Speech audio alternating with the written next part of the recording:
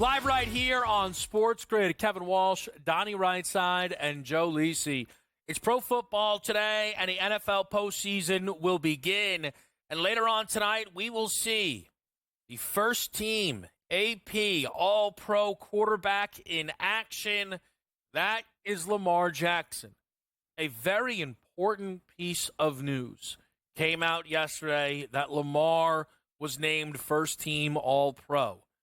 I don't know if you can go back and find someone who was named first team All-Pro at the quarterback position and did not win MVP. 30 first place votes to Lamar, 18 to Josh Allen. 2 of them went to Joe Burrow. So for what we do, before we even dive into deserving or not, Josh Allen closed as the favorite to win league MVP.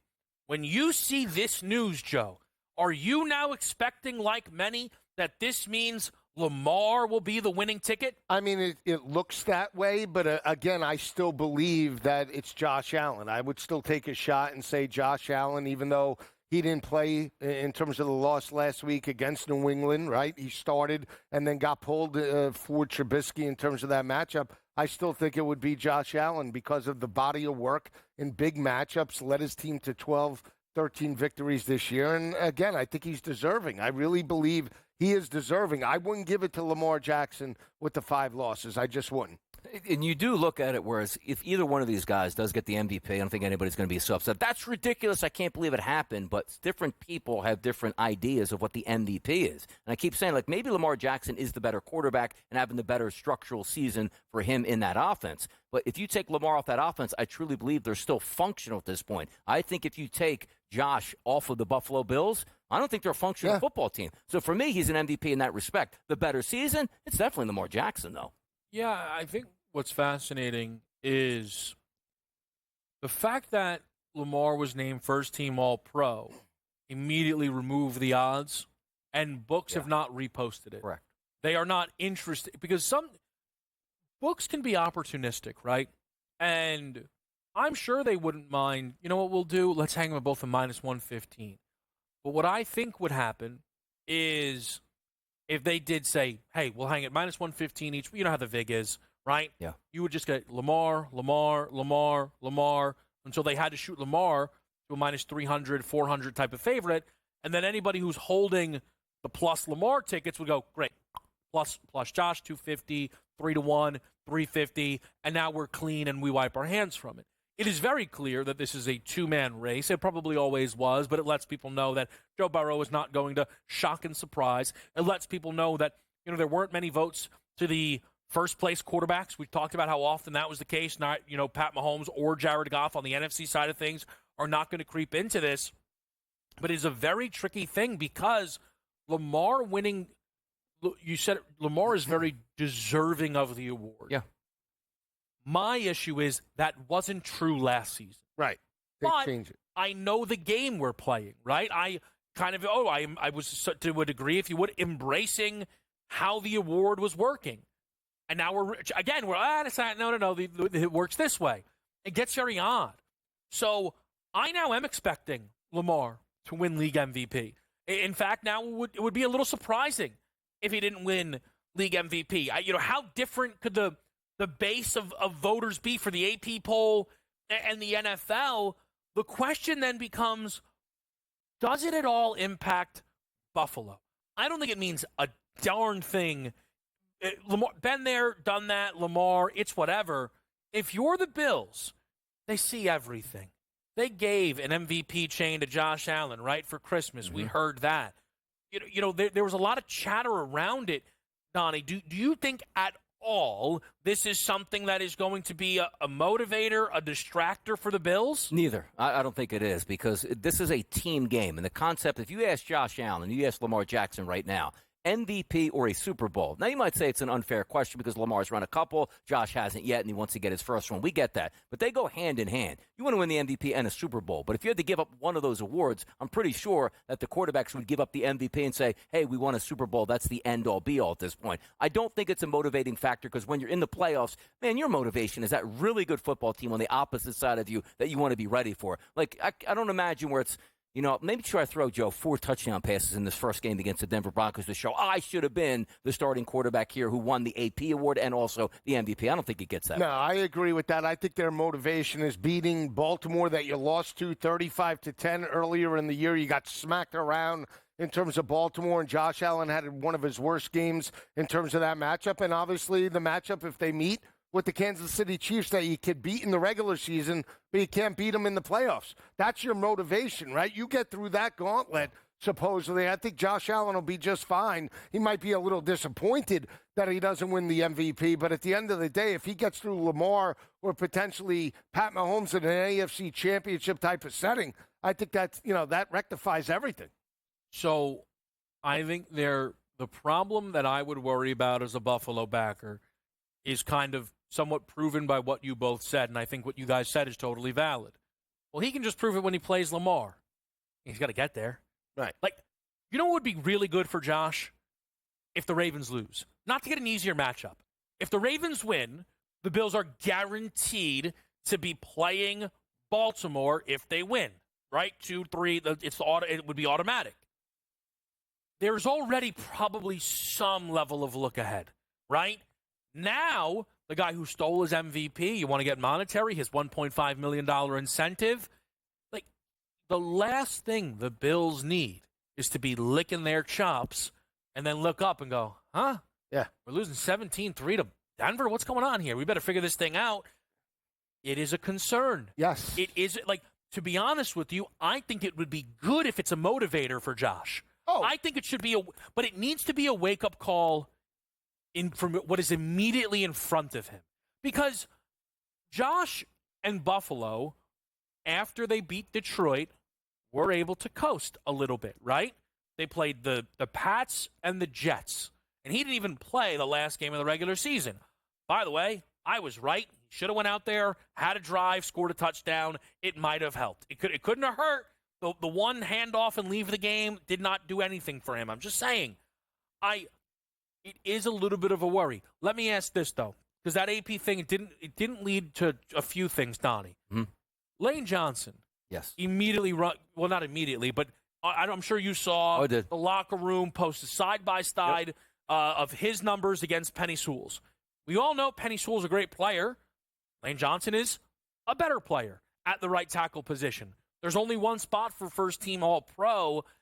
I think what's interesting a little bit is how direct Lane Johnson was, and maybe that comes with age, but I am better than that guy, and making a statement like that. Exactly, and you want to take a look at the past histories of the Philadelphia Eagles with Lane Johnson and without Lane Johnson, what that offense does. That sort of tells the tale as well. But I would be upset about that, too, because sometimes you get voted where they're both great football players. Nobody's arguing that. But it seems like the Detroit Lions this year were that it team that led the way all through the NFC, and if you are going to get a bump at certain positions, Joe, sometimes they're going to put you over the top just by where your team was for the majority of the year, fighting for the 1 seed, and eventually became the 1 seed, and he got the 1 seed. But you saw the statistics. They were in Lane Johnson's favor. Yeah, I think Lane Johnson's the better, player at this point in their career, no doubt. And think about this, offensive linemen, too, don't get as much recognition and love. Even though they're in the NFL, you want those recognition in regards to the All-Pro, being named to that team.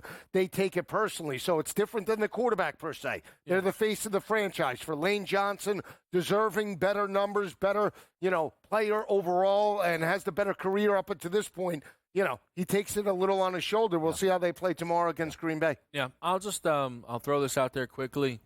They say Jalen Hurts, the whole product of his offensive line, that all-pro first team. Yeah. 2 guys from the same team, the Kansas City Chiefs. But we got to act like he's a miracle worker. He's got nothing by his side. Okay, interesting. Just right in the data bank, little intel, all right, just take a notice. Somebody has to, no? We'll talk to Doc next.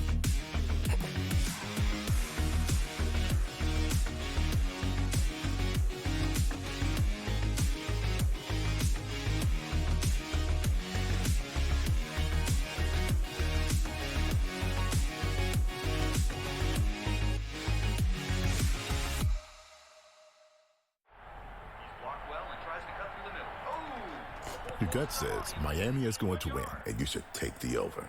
Your gut also said your NFT selfies would only go up in value. They didn't. But your head is on SportsGrid and knows the QB is in concussion protocol. The backup has a 45 QBR against the zone coverage. The New York team has the most sacks in the league. So yeah, trust your head. It's smarter to be on SportsGrid. Two guys that can do it all. Too much electricity this morning. This is a good time. We're having a lot of fun. I had to do a triple take. Ka-ching! Why? Because of parity. I didn't mean to offend. Yeah, it's not going to happen. Load management is a dirty word. Let him rip. You know what? Circumstances provide the results. What? How do you do this once? Oh, Donnie, you got such a good show there. A network that is booming. The Early Line, only on SportsGrid. Anyone that's been to a sporting event, the atmosphere before a game, I think Game Time Decisions has that same exact atmosphere. This is our arena. This is what we do. There is going to be an energy to Game Time Decisions that you will feel night in and night out. The excitement you get when you lock your bets in, when you're figuring out what you want to do, we can zone in on the biggest games each night. I want this to be the place that people come to before the games start so they feel as ready as possible to lock in their cards. We are going to hit every single one of those markets that you need to know about. We're going to go through every single thing, and I've got a great team behind me that's going to help me get the job done. There is not going to be a better place, I promise you, than Game Time Decisions to get that new information, react to it, and be able to then bet accordingly. We will have everything at our disposal, and we will use that to our advantage. I'm Kevin Walsh. Tune into Game Time Decisions from 6 to 8 p.m. Eastern on SportsGrid.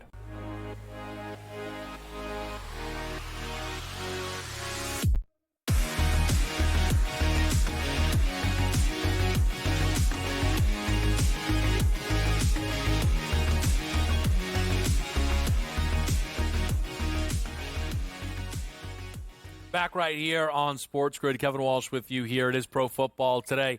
Joined by the Pro Football Doc, Dr. David Chow, and the crew over at SixScore.com, but helping us out all season. Make sure you go to SixScore.com/picks. Get promo code SportsGrid in there. Doc, I'm sure you guys are rearing up for the postseason. Oh, yeah. Wild card weekend. Don't have as many things as last year. Last year we had 4 clear winners, went 4-0 wild card weekend. This year the health scores are more even. For example, the 2 healthiest teams in the league play each other, Buffalo and Denver, in terms of 6 scores. Yeah, I was taking a look here just across the game views on SixScore.com, and as I kind of the green, the orange, you look at the boxes there, it's a pretty healthy across the board. When we start with the Chargers and the Texans, Doc, while Houston is not the healthier team full season, the Chargers come in with a few more names on that injury report. Quentin Johnston, J.K. Dobbins. What are you guys expecting from those players? Expecting Dobbins to play, maybe less than 100%. Quentin Johnson to play. Josh Palmer, not so much, obviously. But I think a big key actually is defensively, Denzel Perriman. And, he's a big key to stopping Joe Mixon, and that's going to be a big deal today. And so we'll have to see, but I'm not sure that he's 100%, although he is clearly playing at this point in time. Yeah, I think it'll be interesting to, see how this can all develop for Houston. The issue for them is, you're not going to be getting back a Stephon Diggs, or you're not going to be getting back a player like Tank Dell throughout this season. We've heard Detroit, Doc, very optimistic that they can get a guy like David Montgomery back. Quickly, let me ask you, is that, kind of in line with what you guys are projecting at SixScore.com? Yeah, even when they announced surgery, we were surprised. Why surgery and why is his season over? Obviously, that was backtracked upon. I think there's a reasonable chance Montgomery can play after this bye week for Detroit. I think it's a lean towards playing, but certainly if they can get to the conference championship, David Montgomery will be back. Alex Anzalone already has been back.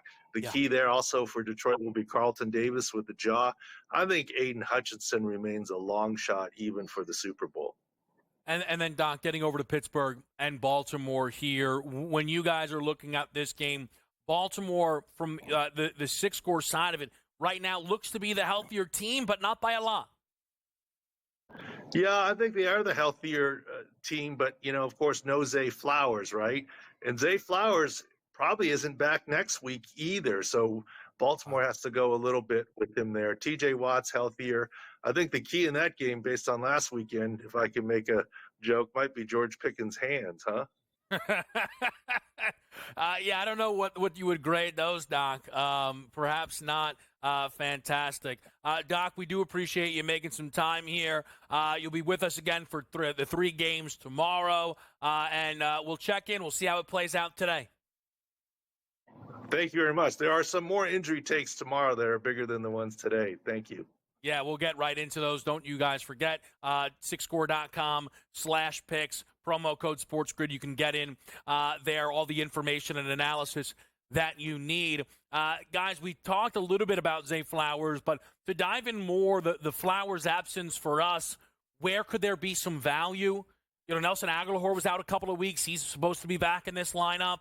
Rashad Bateman projects to be wide receiver 1. How do you look to bet that pass catcher room, Joe? I would say likely. He's the next man up in regards to that. They like to utilize double tight ends, likely a better route runner than Mark Andrews. He's a little bit smoother, bigger hands. Earlier in the year when they played Kansas City, he likely had a 100-yard performance, right? So if you have the opportunity to use both of those tight ends in terms of the passing attack, especially in third down type of situations, you can maybe clip value. And then it's the running back, Justice Hill, right? Now back in the lineup, I believe 15.5. They like to utilize him in long third down type of situations in playoff opportunities, especially last year. Justice Hill 8 in terms of the receiving game. Yeah, Bateman needs to step up once again. They want him to be that number 1 wide receiver. They drafted him high just a few years ago. But also keep in mind, like Zay Flowers going down is a big injury. That was supposed to be Deontay Johnson that could have stepped right into that role, and he finds himself on another playoff team, but not with the Baltimore Ravens. But I do think the ball gets spread around a little bit more. But Joe is right. Those 2 double tight end sets, they're going to be key, particularly in the red zone. If you want touchdown passes, it's probably coming from the tight end. Let me ask you this, because I know Justice Hill is back, and I like Justice Hill. But we saw success with Derrick Henry back-to-back weeks, not just running the football, but getting him involved in terms of the passing attack. Slow again this week. I mean, do we take a shot with Derrick Henry receiving game? I mean, you got to break tendency, right? That Steeler defense is going to be looking to stack the box against Henry in terms of the rushing attack. Do you sneak a couple of passes out to him to see if he can get the big man out in space? You don't even need a couple. It's like one. Basically, you're betting every week that he gets 1 catch because he's probably going to get 6, 7 yards. I'm just saying, if you're going to get it, in my opinion, it would come early. Yeah. If you want to see if you could set the tone, what do you think, Kev? Yeah, I mean, the number is 4.5, right? I agree. I've always complained that they don't use Henry in the receiving game enough. He's not a plotter. Yeah. He is bizarrely one of the most explosive running backs in football. Like Big Red would set that guy up on 3 screens a game, rumbling. Rumbling. He would be. I'm curious, like, does he even have a reception prop in any of these books? He does. Yeah, reception. I don't know reception. Yeah, reception. No, but I'm curious, Donnie. Like, is he minus 180 to catch a football? Is he minus 110 to catch a football? Like, what do they do? 1.5 plus 160. I mean, plus 185 plus 175.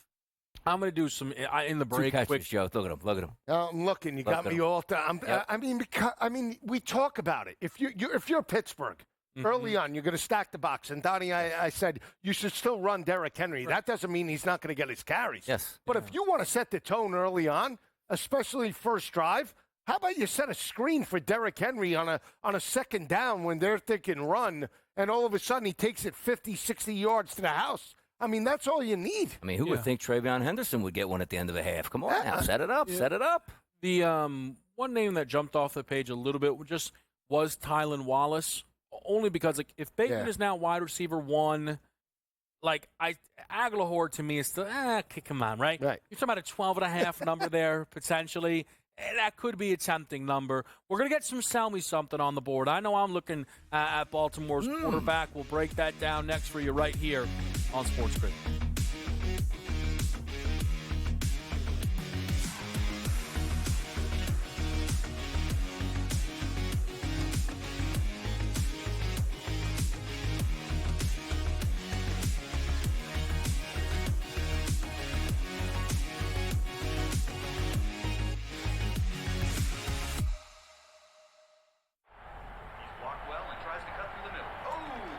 Your gut says Miami is going to win, and you should take the over.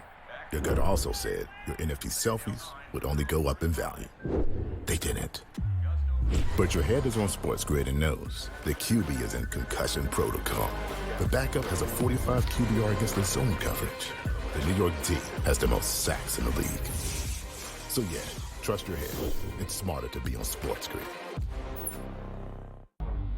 The two guys that can do it all. Too much electricity this morning. This is a good time. We're having a lot of fun. I had to do a triple take. Ka-ching! Why? Because of parity. I didn't mean to offend. Yeah, it's not going to happen. Load management is a dirty word. Let him rip. You know what? Circumstances provide the results. What? How do you do this one? Oh, Donnie, you got such a good show there. A network that is booming. The Early Line, only on SportsGrid.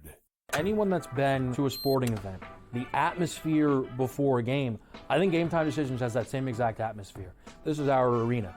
This is what we do. There is going to be an energy to Game Time Decisions that you will feel night in and night out. The excitement you get when you lock your bets in, when you're figuring out what you want to do, we can zone in on the biggest games each night. I want this to be the place that people come to before the games start so they feel as ready as possible to lock in their cards. We are going to hit every single one of those markets that you need to know about. We're going to go through every single thing, and I've got a great team behind me that's going to help me get the job done. There is not going to be a better place, I promise you, than Game Time Decisions to get that new information, react to it, and be able to then bet accordingly. We will have everything at our disposal, and we will use that to our advantage. I'm Kevin Walsh. Tune into Game Time Decisions from 6 to 8 p.m. Eastern on SportsGrid.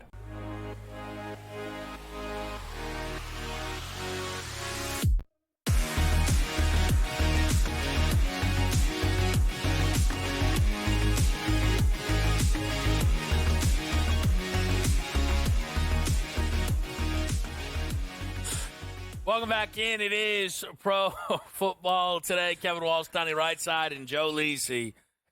Tell me something, part 2. We already had part 1, a.k.a. Lisi's Crunch. Mm-hmm. Come on, Joe. What do you got here? Come into Joe, and Joe's dealership. How about that? All right? Go big or go home. I'm not selling you the Dodge Colt. I'm selling you the Ferrari. Not once, but twice. Houston, they need their big gun, and I'm not talking about C.J. Stroud. Yes, C.J. Stroud needs to step up, but Nico Collins to hit pay dirt, not once, guys, at plus 145, but 2 times today at 11-1. Look at that juicy number. Do you like it?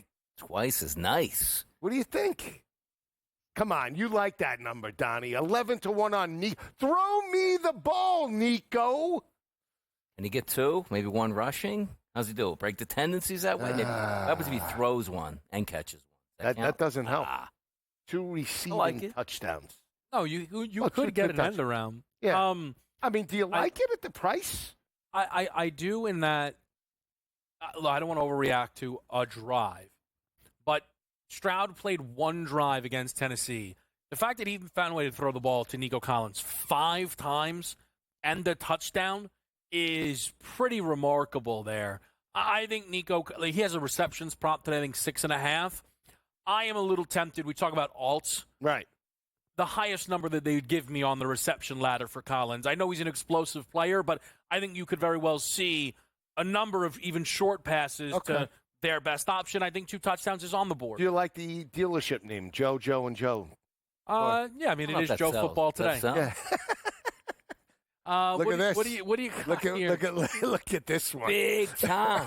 Ready for the biggest play. Now, see, Joe, who loves Nico Collins today, didn't have to sell himself for anybody because he always was taking Nico Collins. How about if I sold you? Forget about Joe's 11-1. How about another 11 number? 11.5 receiving yards. Deontay Johnson. This guy signed a massive deal just a few short years ago. Was in Carolina catching touchdown passes. Was a leader of the Pittsburgh Steelers. Now an outcast from the Ravens. Still finding himself in playoff competition. I'm just expecting 1 catch today that's going to get it done. Now, granted, he's up to 15.5. When I placed it last night, it was 11.5. This guy's going to go 20. I think if he gets 30 yards, you are a millionaire today. I hope you hit it, Donnie. I believe that's I just remember the game against when he played for the Ravens and he ran the wrong route and he tripped. Remember? Yeah, it wasn't great. His time in found himself Baltimore. on the Texans. Now, how about if I say this? 2 touchdowns for Deontay Johnson, not Nico Collins. We going nuts for that? Well, that's What's got to that be price? about probably 80-1. You could probably get Lisi in on it. Let's go. I will just say, I think I prefer you, Donnie. Stick true to yourself. Root him to get 12, 13, or 14. Yes. Like, you're not True. rooting for him to get 15 or 16 for anybody. Nothing beats when you're a capper, and let's just say you had your guy at 101 yards. He gets to 102, you send it out there, cash that ticket, and 15 to go. I got 105. Hey. Should have got in earlier. Yeah. My number here, I've been alluding to it throughout the show. It's Lamar Jackson for 200-plus postseason rushing yards at plus 350. Now, this to me is the cheat code, if you will. Lamar averages over 85 rushing yards in his postseason career per game. The Baltimore Ravens are under 3-1 to win the conference. In what world does Lamar Jackson make the Super Bowl, Donnie, play 4 games, and not average 50 yards per game on the ground? Yeah. I have been a little interested in betting this Baltimore team to win the conference. I never got what I thought was a fair price. What put me over the top and made this wager on this Baltimore number is it is on the board. I hit this in 3 games. Like comfortably on the board. It would be stunning if I hit it in 2.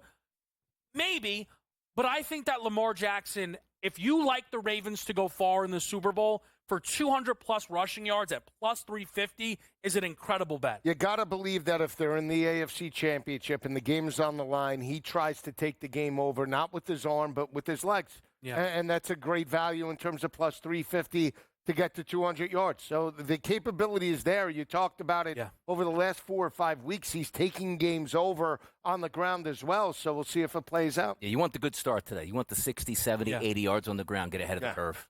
Rushing touchdown, each team 6 games, 125-1. Who burns it? Rushing touchdown. Each game? Each team, each game. Who burns it? Minnesota could burn it. Whoa. Houston Aren't you burns on it. Aaron Jones? I am, but that's the reason. Yeah, get out of it. All right, we'll be right back, continuing to break the games down on Sports.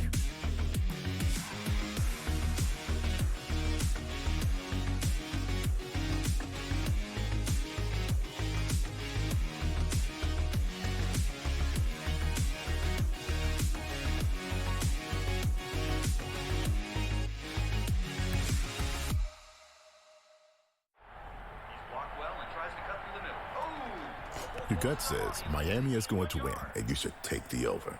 Your gut also said your NFT selfies would only go up in value. They didn't. But your head is on SportsGrid and knows the QB is in concussion protocol. The backup has a 45 QBR against the zone coverage. The New York D has the most sacks in the league. So yeah, trust your head. It's smarter to be on SportsGrid. The 2 guys that can do it all. Too much electricity this morning. This is a good time. We're having a lot of fun. I had to do a triple take. Ka-ching! Why? Because of parity. I didn't mean to offend. Yeah, it's not going to happen. Load management is a dirty word. Let him rip. You know what? Circumstances provide the results. What? How do you do this once? Oh, Donnie, you got such a good show there. A network that is booming. The Early Line, only on SportsGrid. Anyone that's been to a sporting event, the atmosphere before a game, I think Game Time Decisions has that same exact atmosphere. This is our arena. This is what we do. There is going to be an energy to Game Time Decisions that you will feel night in and night out. The excitement you get when you lock your bets in, when you're figuring out what you want to do, we can zone in on the biggest games each night. I want this to be the place that people come to before the games start so they feel as ready as possible to lock in their cards. We are going to hit every single one of those markets that you need to know about. We're going to go through every single thing, and I've got a great team behind me that's going to help me get the job done. There is not going to be a better place, I promise you, than Game Time Decisions to get that new information, react to it, and be able to then bet accordingly. We will have everything at our disposal, and we will use that to our advantage. I'm Kevin Walsh. Tune into Game Time Decisions from 6 to 8 p.m. Eastern on SportsGrid.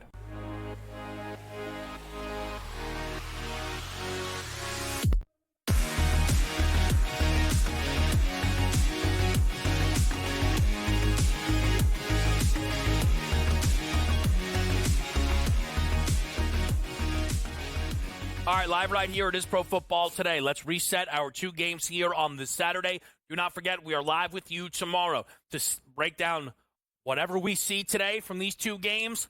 3 to preview for this Wild Card Sunday that will be on deck. We begin in Houston. The Texans host the Chargers. Quickly, Donnie, if I can get you to give me the roundup that you're seeing spread and total-wise across your odds board there. What are we seeing here for this game? We're still bouncing between the 3s and the 2.5s, but those 3s aren't true 3s anymore. We're talking about half juice, minus 102s, minus 105s in that instance, and then the juice numbers are the minus 2.5s at 120, 115, and 110 across the board at some outlets. Also, the total that we know opened up around that 44.5. I'm surprised. We're down to 41.5 at most outlets, 42s out here. So I'm pretty surprised at that one. Yeah, it's sort of in line the more I think about it, because we talked about, 8 home games for Houston. They've played some unders this year. I took the 8 games that they have played at home. They've totaled an average total points of 41.8 points per game. So maybe just some people thinking that, 3 points of value that, in terms of banging the under, we're right where we should be.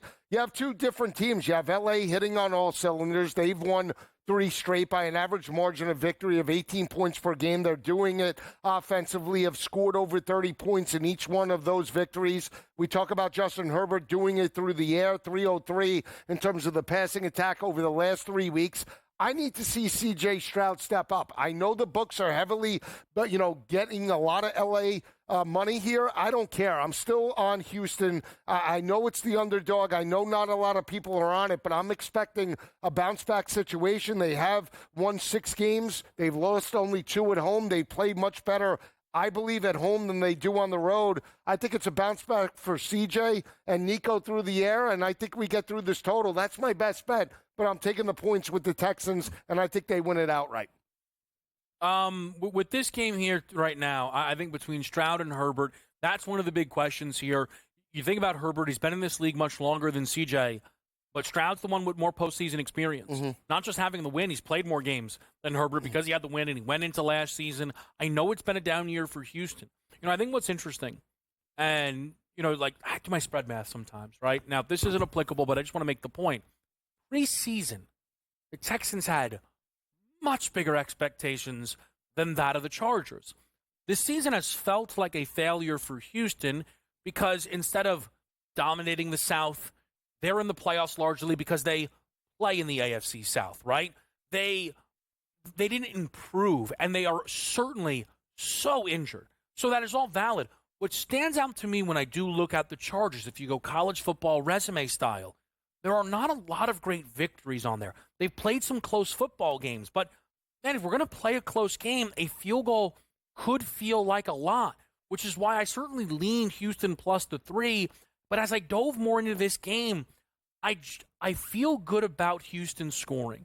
The Chargers' run defense, I think, is vulnerable enough to allow Houston to get the ball to Mixon, stay in manageable second and 6, 3rd and 3, and feel comfortable within their offense. I think if you're C.J. Stroud, and Stroud kind of was taking the NFL world by storm over the offseason, 6 million podcasts and 8 million interviews, but I think he's going to be a little more comfortable here, honestly, for Stroud. I've been here before. I'm at home. Maybe, a little house money, play the underdog role. I think Stroud will be comfortable in this football game. It's another reason I played him over 1.5 passing touchdowns at a really nice plus 154 price in this game, along with what the Chargers have allowed through the air. I don't know if it's a compliment to CJ or damning of Herbert, but the more I got into this game, despite, I would tell you I trust Harbaugh more than DeMeco Ryans, I trust Stroud more than I do Herbert. I mean, the numbers suggest Herbert's more consistent, but I'll throw it back on you, Donnie, over the past 3 weeks. They beat up on New England, right, who was dead to rights. They beat up on a dead to rights Las Vegas team. So those numbers that they abused and padded over back-to-back weeks were against sub-500 competition. And we've seen Houston, I keep saying, better quarterbacks they've played very well against. Jared Goff forced 5 interceptions. We talk about what they did and how they contained Josh Allen to 9 of 30 earlier in the year, shut down Tyreek and Jalen Waddle. They beat them and the Miami offense 20-12. So they have the ability to step up from a defensive perspective. I'm just, again, I think when you look at LA, I do feel they're vulnerable. I just don't think. Look, Ladd's a very good wide receiver. Disley's a very good tight end, but they're not elite.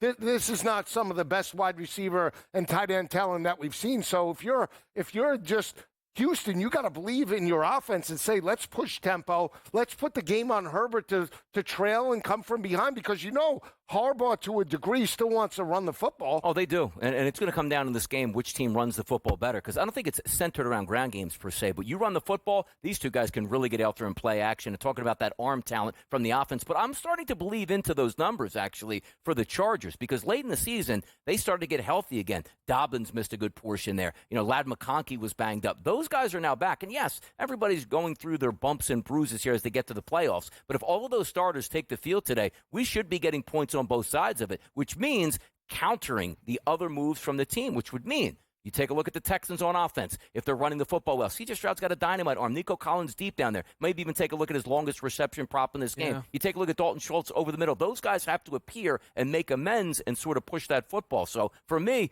I do like the point concept. It's going to come up with my best bet in just a little bit at this point. But I'm not looking at this game saying either one of these teams, Joe, has to be, let's slow it down. Let's run the football. Right. You have the elite arm talent on both sides, and you've been game planning. And also, when you get to the playoffs, you save some of those great play calls for things that people have not seen before, so get ready for that. Yeah, slow. It has to be great. Let me just throw one.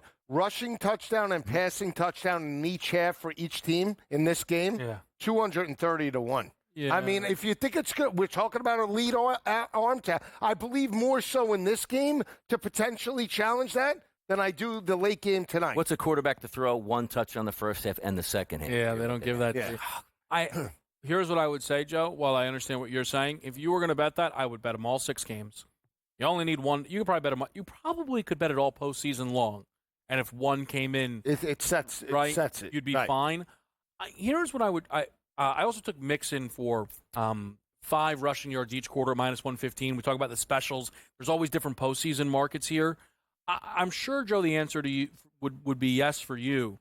But I'm curious which of these you'd prefer. Yeah. To lead the wild card round in receiving yards for Collins is 7-1. I like it. To lead Saturday is +180. I know you like the juice, but the competition looks much. Yeah. You know what I mean? You got Evans, you got Justin Jefferson, you have Puka. I would take the 180 for today. I mean, I think it's great. I'm expecting him to dominate today. And again, a majority of my bets are on him getting at least 1 touchdown and 100+ yards. Who's your competition today? Like, who would it be? Is it Ladd McConkey? Is it George Pickens waking up? Because you look at the Ravens, like, okay, Bateman does it. It would probably be Pickens just because of how dead and buried he was last week, and probably Bateman, right? I'm not expecting Ladd to have a huge day today. Right. I mean, he's got to eat to some capacity. But again, if he's right around his number, I think his number is 71.5. If he gets to 80, 85, fine. Yeah. Right? I think. But if I think Nico could get to 1.25. He has the highest ceiling, undoubtedly. Just to throw this out there, because now it's going to we better change the whole parameters. Saturday only. Here we go. Rushing yards, Derrick Henry -120. Mm. I mean, come on, explain. I mean, who's Saturday only? Derrick Henry against Mixon, Dobbins, Lamar. You want Najee at 39? Yeah, there you go. Yep. I'm just saying, Derrick, that gets it done. 41 yards, leads it. Goodness. Like Derrick Henry might run for 70 yards and cash that ticket. He could. I don't know. That becomes a little interesting there. We're gonna mix these things in. I agree, though. I think Nico Collins has room today for a really, really, really big day here. Let's hit a break. We'll come back. We're going to dive into this Pittsburgh game as they make the move to play Baltimore. Your latest updated numbers here and what we like in that one. It's all next. We're live on SportsGrid.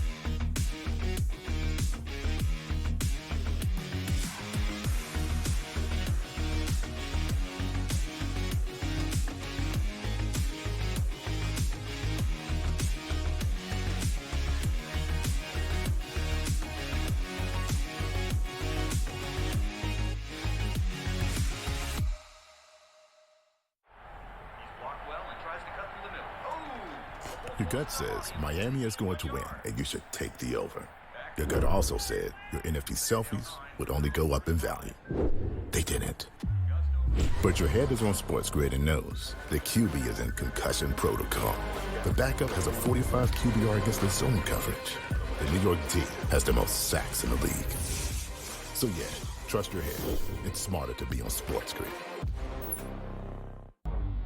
The two guys that can do it all. Too much electricity this morning. This is a good time. We're having a lot of fun. I had to do a triple take. Ka-ching!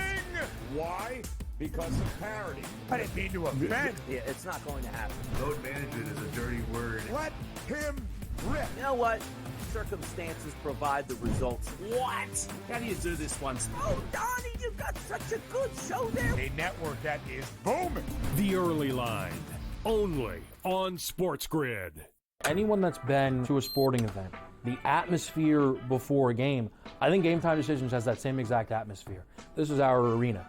This is what we do. There is going to be an energy to Game Time Decisions that you will feel night in and night out. The excitement you get when you lock your bets in, when you're figuring out what you want to do, we can zone in on the biggest games each night. I want this to be the place that people come to before the games start so they feel as ready as possible to lock in their cards. We are going to hit every single one of those markets that you need to know about. We're going to go through every single thing, and I've got a great team behind me that's going to help me get the job done. There is not going to be a better place, I promise you, than Game Time Decisions to get that new information, react to it, and be able to then bet accordingly. We will have everything at our disposal, and we will use that to our advantage.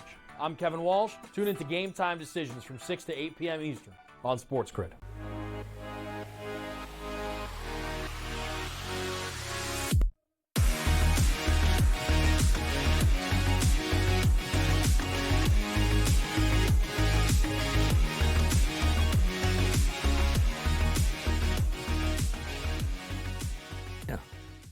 And because they have millions. All right, guys, we're back with you right here on SportsGrid. Joe Lisi, Donnie Rightside, and Kevin. I got to tell you, it's been beautiful to watch these two, man. I mean, they just love one another. They love talking. They love chatting, and they've been in the zone today. No countdown. Do we have a countdown today? Do we even have a countdown? No, we didn't. No, he's right about that, but that's okay. All right. That's all right. No, I did take, just so you know, I took one rushing, one passing, each team, 230 to 23,000. Now, hold on. Is it a game or all teams? Each half. No, just the first one. It's just Texans Chargers. Yep. That's all. All right, let's get into this game here today. Okay. Between the Baltimore Ravens and the Pittsburgh Steelers. Donnie, I'll ask you the same as we did with the last game. Are you seeing 10 anywhere in this game? Is there any movement on this total at 43.5 last look? No, we're at 44s now across the board. Even DraftKings popping up a 44.5 right now. People are loving the points here. And again, we're not getting bad conditions. It's typical. 30 degrees out temperatures, winds around 10 miles per hour, no precipitation. So you should have it pretty clean tonight. No 10s in the market, but every single one now comfortably sitting at 9.5. Here's the question. What are we doing with that 9.5? Is it going to 10 at all? Do we flash 10s? Here's the thing. What's the 5 point? I think if it goes to 10, personally, I think they would get flooded with Pittsburgh money. Yes, I honestly think that the books to the point they can't hang at 10. I think they're getting. We talk about the public and we talk about tickets. There's 70%, 75% potentially on LA. There's got to be now, I would believe, 65 to 70% on Pittsburgh with the points. I don't believe that. I don't. You sometimes have the counters there, Don. Like I can give you the FanDuel number. Yeah. What does the FanDuel got at? It has percentage of bets, 54% Pittsburgh, percentage of money, 58% Baltimore. Across the board, 43% of the tickets coming in on Pittsburgh. See, that's shocking to me. That really is. It's not that, but I see that. But it's people just look at that line and say, that's ridiculous. These two teams always play each other tough. I'll roll the dice. Can I tell you this, Lisi? There's circles you run in the timeline. Yeah. Like, the purest of like Joey Public, I don't think is on your timeline as much. You know what I mean? Yeah, but like you know how sometimes you're like, you get the average better. They open up the paper the old school way, right? They see 9.5. Oh, it's Tomlin. It's the Steelers. I think they see the Steelers are terrible. They just lost by 17 to this team. Baltimore's red hot. Yeah, I mean, but also, Lacey, like we're seeing, it's not as divided. Yeah. No, I know. No, it's just intriguing to me. I mean, again, when I think about this game playing out, and I said I would take the Steelers with the points. Have I taken it yet? No, but that's the way I lean. I don't really like this game as much as I like the first game. I'm going to play it, but I don't know exactly how I'm going to attack it outside the props just yet. I lean to the Steelers right now with the points, and I do lean to the under. But again, I'm going to see how this game develops. I don't see the Pittsburgh Steelers reverting, Donnie, back to that game against Cincinnati, and I know that that's what we believe. That you asked me, how does Pittsburgh win this game? They have to break tendency. Yeah. You need Russ in the area of 2.25 to 250. He's got to spread the football around. I need George Pickens to at least get to 80 or 90 in this matchup, and they need to score multiple points. They need to at least get to 24 points to knock off the Ravens. That being said, do I believe Mike Tomlin is going to go in and Arthur Smith with that type of mindset, especially on the road, knowing that they lost a high-scoring game 3 weeks prior? No, I just don't. I think it's forcing the square peg into the round hole, and that's why you want to give me now an extra point with the total. I'm starting to lean that my best bet is the under 44.5. So I have over 43.5 as my best bet, and I'll get into it more over there. But I'll do this from the simple edge of it. First meeting, 49.5. Second meeting, 45.5. Right. No, you're right. So here I get 43.5, and you can say that the Pittsburgh offense has dropped off in terms of perception. The Ravens offense is the best in football statistically. You want to challenge whether that'll be that in the postseason? Okay. But to me, if you're betting under, you're betting everything that Lamar has been and nothing that this offense has been in the season, Donnie. But like for me, like, even if you're looking for alternate ways where like the Pittsburgh Steelers, which again, I'm saying this, I don't think they win the game. 10 might be a bridge too far to try to sell me, but you're saying offense, we break tendencies. Right. There's no way in heck, it's 27.5, I believe, is the team total for the Baltimore Ravens. If they hit that number, the Steelers aren't winning this football game. Like, we're not winning 36-35 with the Pittsburgh Steelers. It must be lower scoring. But if I'm looking as a way to bet the Steelers up 1.5 as their sack total as a team, they better get that if they want to win. Lamar Jackson, interception number, I think it's a little bit plus money. They better pick them off at least once to do that. And they can still lose that football game, but you can still win your wagers. Like, sitting right here, like, what is their MO today? Because I know we talk breaking tendency, but it really feels like that front seven must pressure him, and he has a bad game, and they miss Zay Flowers, and Derrick Henry isn't running as much. That's the feel for me of how they have to win, not necessarily on offense. Yeah, I think if you're Pittsburgh and you're the D coordinator and you're that defense, who do you not want to beat you? I don't want Double Deuce beating me in regards to I am doing whatever. I know. But I'm just saying. I am just saying. So you know what? I would take a shot, and you're right. That would lead to potentially you're over because then Lamar breaks out with a huge performance over the top. But I am not allowing Derrick Henry to get 5 and 6 and 8 yards per carry the way they did early on in terms of the primetime matchup against L.A., the Chargers, where I saw 3rd and 2 every single time for consecutive drives again and again and again. Because at 3rd and 2 with this offense, Kev, they're going for it on every dime. Now, let me just ask you this. If they get blown out, because Donnie's right, they get to 27-17, which is right on the number and the total. Okay, it looks good. They get blown out of this game, 34-10. Yeah. What happens to Tomlin because he went down with Russell Wilson? But the thing is, Tomlin, what has kept Tomlin safe is every time you look at the situation, you go, yeah, the quarterback's not right. The damning thing to me is not, is it if Tomlin goes, hey, let's bring Russ back. It's like, brother, why? This does not make sense. The reason why I said early on in the show, like, I am so excited for this game is what you just, like, I'm not letting 22 beat me. Right. If the Ravens go into this game and all of a sudden they go, yeah, we don't know how to throw the football. Sorry, calendar turned. I mean, that is that is so incredible. It is the best passing season. He's never been this good of a passer, Lamar, in his career. Oh, there's only so much time left. There's so much more to say. We'll get you these best bets next right here. It's Pro Football Today.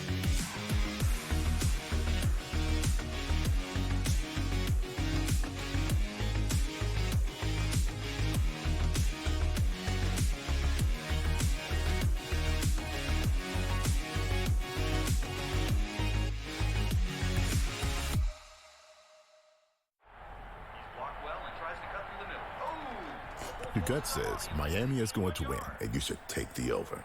Your gut also said your NFT selfies would only go up in value. They didn't. But your head is on SportsGrid and knows the QB is in concussion protocol. The backup has a 45 QBR against the zone coverage. The New York D has the most sacks in the league. So yeah, trust your head. It's smarter to be on SportsGrid. The two guys that can do it all. Too much electricity this morning. This is a good time. We're having a lot of fun. I had to do a triple take. Ka-ching! Why? Because of parity. I didn't mean to offend. Yeah, it's not going to happen. Load management is a dirty word. Let him rip. You know what? Circumstances provide the results. What? How do you do this one? Oh, Donnie, you got such a good show there. A network that is booming. The Early Line, only on SportsGrid. Anyone that's been to a sporting event, the atmosphere before a game, I think Game Time Decisions has that same exact atmosphere. This is our arena.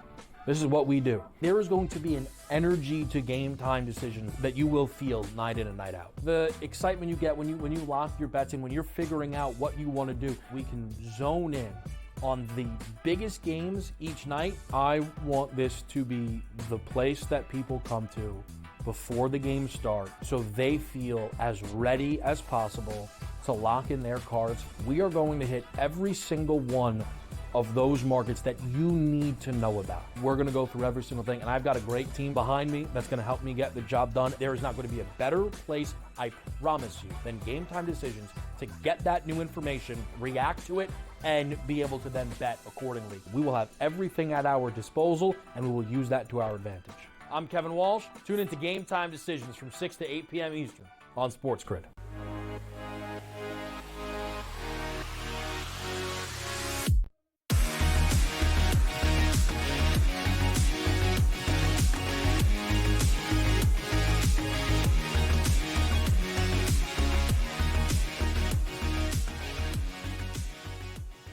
Pro football today, Saturday. The NFL postseason begins. Kevin Walsh, Donnie Rightside, and Joe Lisi. We have two games today, the Texans and the Chargers. Houston at home, a field goal dog. The Ravens hosting the Pittsburgh Steelers, a division rival, their third meeting this year.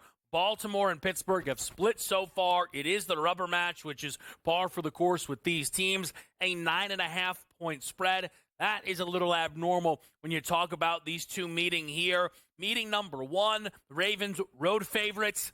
They lose that game outright. Meeting number two, a 7.5-point number in favor of Baltimore. They win and cover a 17-point victory.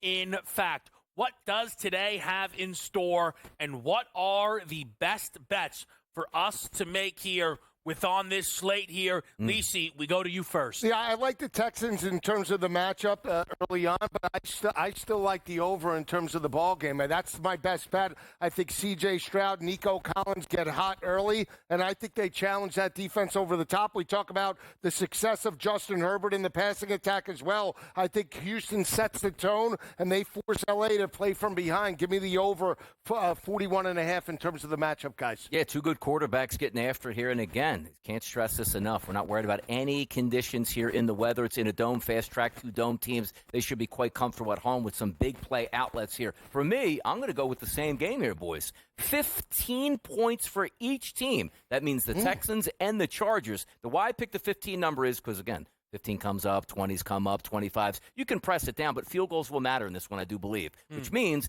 2 touchdowns on each team, at least 1 field goal from each team. And I do think both of these teams get in the 20s, which will help Joe take down his total. But I'm not seeing a defensive struggle in this one. These kids are too talented with their arm strength. In a dome, they'll be throwing dimes. We're getting points. Both of these teams approach 20. We cash that ticket. Now, a few things, Donnie, because we know people will ask this. Correct. Where do people get involved with that? Bet365 has this prop here. And a lot of other books have those variations here. Theirs was 10 points, which who's going to go for that? 15s, 20s, 25s. So you can even ride it up higher. I just wanted to say, you know what? How could this game end up? 20-17, 21-17, 21-16. That way, if it is lower scoring, both viable options here, which I think you're going to be in throughout the entire game. But I look for a close game here. I think both of these teams do get in the 20s here. So that was going to be just my follow-up then. I know when you play your team totals, typically closer to the vest, if that makes sense, where you prefer a minus 130 to a plus 130. But whenever you have a best bet, sometimes you can run it up the gamut a little bit. And also to clarify this, too, because I was looking at either the Chargers team total or the Houston Texans. The Chargers were hovering around that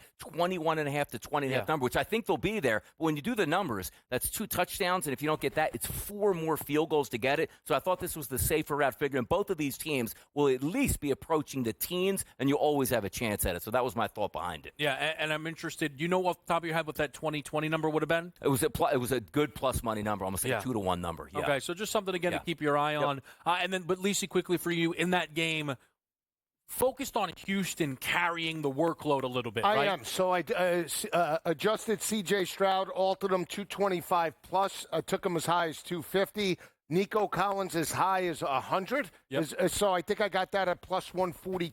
Yeah. And then I took him anytime touchdown at plus 145 and did the sell me something at 2 touchdowns at 11-1. So expecting him to break out. He doesn't get, I believe, to his total. I think they lose the game. All right, for me, it's going to be the over in Baltimore and Pittsburgh. As I entered into this game, I expected to grab points with the Steelers and sit there and hope and pray. But I've been on the wrong side of that before, where you sit there and, luckily I avoided it week 18. I took the over in Ravens-Browns instead of the 19.5. Right. And for a while, it looked like you wanted the 19.5 and not the total. But the Ravens have the ability to extend. I'm not sure any team has more to prove in the playoffs than the Baltimore Ravens. With the Chiefs, they have nothing to prove. They won a lot, right?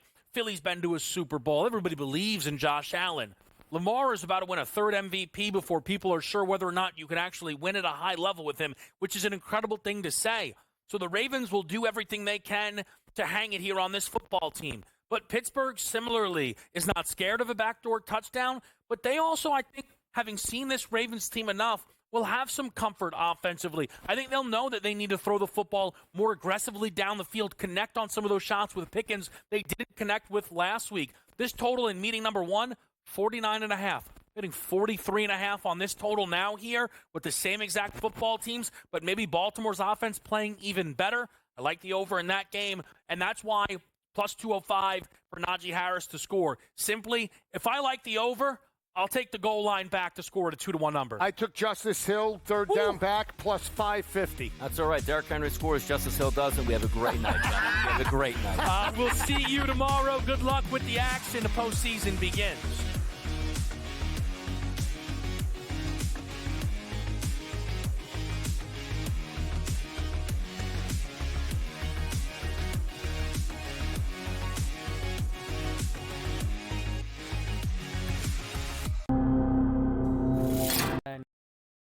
The atmosphere before a game, I think Game Time Decisions has that same exact atmosphere. This is our arena. This is what we do. There is going to be an energy to Game Time Decisions that you will feel night in and night out. The excitement you get when you lock your bets in, when you're figuring out what you want to do, we can zone in on the biggest games each night. I want this to be the place that people come to before the game starts so they feel as ready as possible to lock in their cards. We are going to hit every single one of those markets that you need to know about. We're going to go through every single thing, and I've got a great team behind me that's going to help me get the job done. There is not going to be a better place, I promise you, than Game Time Decisions to get that new information, react to it, and be able to then bet accordingly. We will have everything at our disposal, and we will use that to our advantage. I'm Kevin Walsh. Tune into Game Time Decisions from 6 to 8 p.m. Eastern on SportsGrid. Your gut says Miami is going to win, and you should take the over. Your gut also said your NFT selfies would only go up in value. They didn't. But your head is on SportsGrid and knows the QB is in concussion protocol. The backup has a 45 QBR against the zone coverage. The New York D has the most sacks in the league. So yeah, trust your head. It's smarter to be on SportsGrid. The 2 guys that can do it all. Too much electricity this morning. This is a good time. We're having a lot of fun. I had to do a triple take. Ka-ching! Why? Because of parity. I didn't mean to offend. Yeah, it's not going to happen. Load management is a dirty word. Let him rip. You know what? Circumstances provide the results. What? How do you do this one? Oh, Donnie, you got such a good show there. A network that is booming. The Early Line, only on SportsGrid.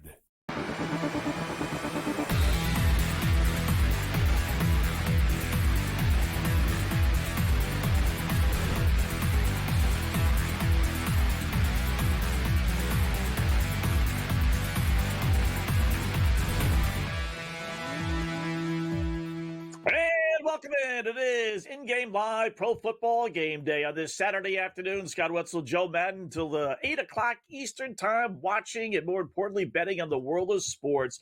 Concentration today, since it is pro football game day. Obviously, NFL playoffs get underway. First of our 6 games, the Houston Texans hosting the LA Chargers. They kick off here, Joe, in about 30 minutes or so. Plenty of time to set things up. We got the home team as an underdog, which is kind of weird come postseason. Had this last year, though, with the Houston Texans against the Cleveland Browns, and they end up beating the Cleveland Browns by 30-plus points. Don't know if that's going to happen to your LA Chargers, but good luck today with LA. I'm sure you're all over LA today, right? I am so nervous, Scott. I'm not going to lie. I am so nervous going into this one. And not because I don't believe in my Chargers. It's because everyone, and we're talking everyone, their grandmother or their dog, are on the Chargers today, which is never a situation you want. Vegas absolutely needs the Houston Texans to come out and get the win. But will this be the trend that we've seen all season with the public really feasting against Vegas? I sure hope so. As a fan, my money is also on the Chargers. I think they're just such a stronger team. You look at the last couple of weeks for the Houston Texans, it hasn't been pretty, Scott. How do the Chargers lose this one today? I just can't see them losing it. But like I said, not a good situation when everyone is backing your team. Yeah, but much rather be on the side of Vegas than the side of the public, right? I thought this line was weird. I think the Rams being home underdogs, although now the game's in Arizona, being underdogs against the Minnesota Vikings, I think is kind of a strange line. You know, even Baltimore, Joe, in the second game today, 9.5-point favorites, although FanDuel's got it down to 8.5. But 8.5, 9.5-point favorites over, traditional rivalry, close games up and down their history. I know they didn't have the one blowout game. I know Pittsburgh's been struggling, kind of like Houston, but I give the dogs, more today than more so than tomorrow. But I give both dogs today a halfway decent shot. Yeah, I'm struggling with both. I'm going to be honest, Scott. I really am struggling with both because I look at the Chargers. They should be able to win this with what we've seen over the last couple of weeks out of Houston. They should be able to win this one by, over a touchdown. Why aren't they a bigger favorite here? That line has dropped to 2.5. We did have 3s out there before. And then the Pittsburgh Steelers, I feel like they're kind of baiting me to take the Steelers today, plus the 9, plus the 8.5 that it's moved to now. I think the Baltimore Ravens, with what we've seen out of them, they should steamroll over the Steelers. I don't love what Russ has done. Russ is turning it over in the red zone. Absolutely concerns me out there today. So I'm nervous for both of these games. I'm not feeling 100% confident in any of these teams, but it's the favorites for me. And that's not a position I like being on all season either. I'm not a favorite better, Scott. Yeah, it's funny how perception is, right? Houston last year, darlings of the NFL, came out of nowhere. Last place finished the year before. Worst record in the NFL the year before. They bring in DeMeco Ryans. They turn things around. Great story, C.J. Stroud. But ultimately, their record was 10-7. This year, disappointment, not living up to all the hype from last year, all these injuries, everything else is said and done. You know what the bottom line is? They're 10-7 this year. They won the AFC South last year, 10-7, and they won it this year. But somehow or another this year, they're a disappointment. You're right. They have not played well down the stretch. They did beat Tennessee. And by the way, both subs playing in those games. So you throw that out the window. But otherwise, they've been 3-7, the last 7 games before that. Yeah. So 4-4 overall. I mean, that's kind of what they are, a 500 team. I do think they have a shot today. I also like Pittsburgh as well. I know everyone's all over Baltimore, but I think that's going to be a close game. I like the under in that game as well. We'll break it all down, but like I said, I have a better feeling about the underdogs today than I do tomorrow. Tomorrow, I kind of like the favorites. So, interesting. Exact opposite. Exact opposite. You like the dogs today. I like the dogs tomorrow. Tomorrow, do you really? Yeah. Yeah, I love the Broncos tomorrow. The Broncos versus the Bills. Come on, that defense. Josh Allen make one mistake out there, Scott, one mistake, that defense can absolutely get that interception, convert it for a touchdown, keep it in a tight game, right? Yeah. So it's going to be crazy. I know, but it's look. I don't think the Bills are going to lose. Could the Broncos cover? Yeah, but is Bo Nix really going to go into Buffalo and win that game? I mean, you're getting a lot of points. That's up to 9.5 in some circles. I think the Eagles are going to beat the Packers. Without Christian Watkins, their best player. I don't know how healthy Jordan Love is with his hand, and I think the best bet on the board this weekend. I love Tampa Bay tomorrow night. There's no way into where they beat them earlier in the season, albeit first game. We didn't know what Washington was. I get all that stuff, but you got a rookie team in essence with Washington versus a veteran team with Tampa Bay and Baker and all the guys and Evans on the road. I'm surprised that line has stayed at 3. I think Tampa Bay is the best bet on the board this weekend. So that game is like this game here for me with the Houston Texans. You have a dangerous dog that no one thinks can get the win. And that's where those upsets come, Scott, right? Like the Houston Texans, no one believes in them. We could absolutely see them pull out the upright win. And then same with the Washington Commanders. Everyone thinks Baker Mayfield, Mike Evans have this in the bag tomorrow for the Tampa Bay Buccaneers. And that's where you see these crazy games. And you look at Washington, you look at Jaden Daniels, his ability to close it out with seconds left on the clock this season has been fantastic. I could see that one going to overtime as Jaden Daniels, the rookie quarterback, pushes Baker Mayfield in this situation. So I think we got dangerous dogs in both of those games. All right. Since this is the start of the postseason, let's put our forks in the sand here, as the saying goes, or something like that. AFC, I'm kind of going chalk here. I'm taking Kansas City. I've been saying it for the longest time. You and I have done shows over the weekends for the last 3 months throughout football season, and I said it about a month and a half or so ago. You could have gotten Kansas City to win it all 5-1. You could almost still get that, but the bottom line is they ended up getting the number 1 seed, home field advantage. Who's going into Kansas City? I don't think anybody is, and winning, against the Chiefs. So give me Kansas City plus the 155, Joe, to win the AFC. And then I'm going to count on Jalen Hurts being healthy. And I'm going to use Philadelphia to win the NFC. I can't, we can't put hard-earned American or Canadian money on Dan Campbell. Just can't do it. Nick Sirianni is not far down the line. He's probably about the second choice, but who else really is there? Is Tampa Bay going to make that great run? Is Green Bay, the Rams, the Vikings? Not after watching Sam Darnold the other night, right? So you're kind of left with Philadelphia. So I'm going Kansas City, Philadelphia, Super Bowl. That pays almost 10-1 on FanDuel right now.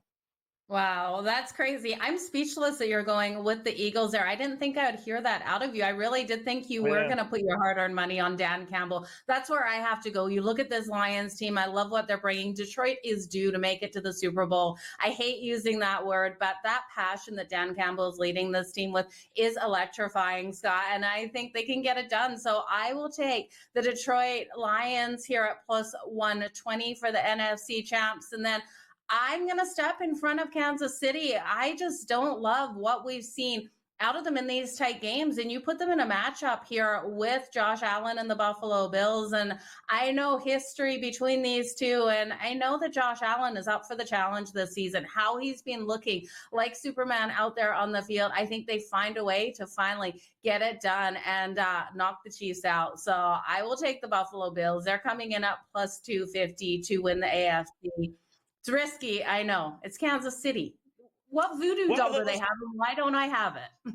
Yeah, it's funny. If you eliminate the teams that have all this history of failing, right? I mean, we'll start in the AFC. Buffalo, obviously. I mean, they've gone to Super Bowls, obviously, 4 in a row. But this Josh Allen team has not. They've faltered.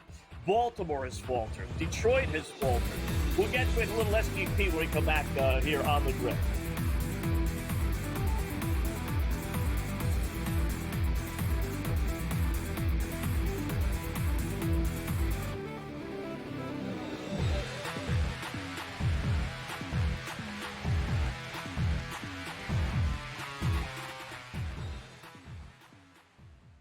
So my team didn't win this weekend, but I still did with this app that's taking over the game. Sports Millions Pick'em lets you make quick and easy predictions. Pick your favorite players, go higher or lower, and you can still win big even if your team loses. Plus, the multiplier is insane. With just a few picks, you can win big money.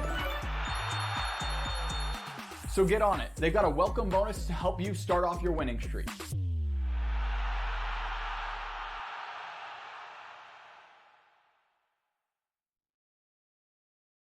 Anyone that's been to a sporting event, the atmosphere before a game, I think Game Time Decisions has that same exact atmosphere. This is our arena.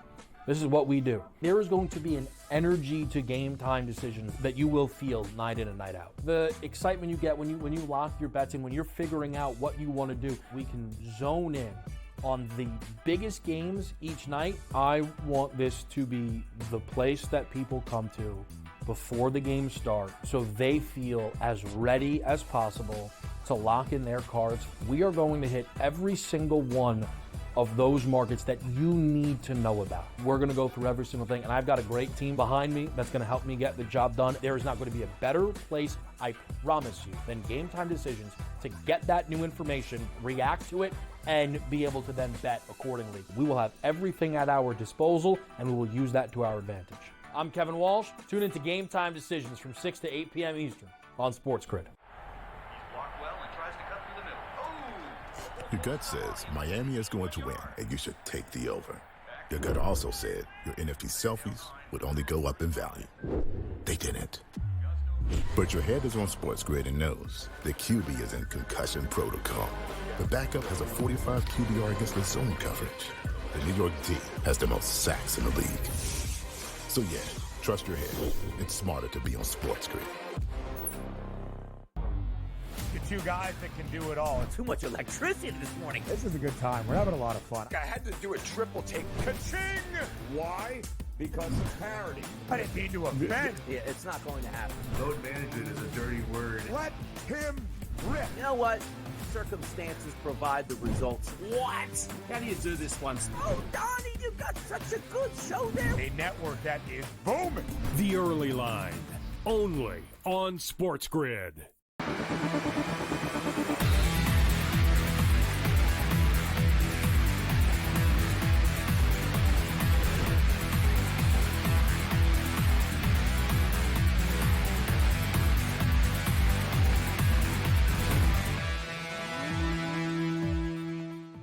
All right, welcome back in Game Live, Pro Football Game Day here on the grid on a Saturday afternoon. Scott and Joe until 8 p.m. Eastern Time, getting set for kickoff. The Houston Texans and LA Chargers. Still got about a good 20 minutes or so, so we got plenty of things to break down with this game, including our SGP, same game parlay.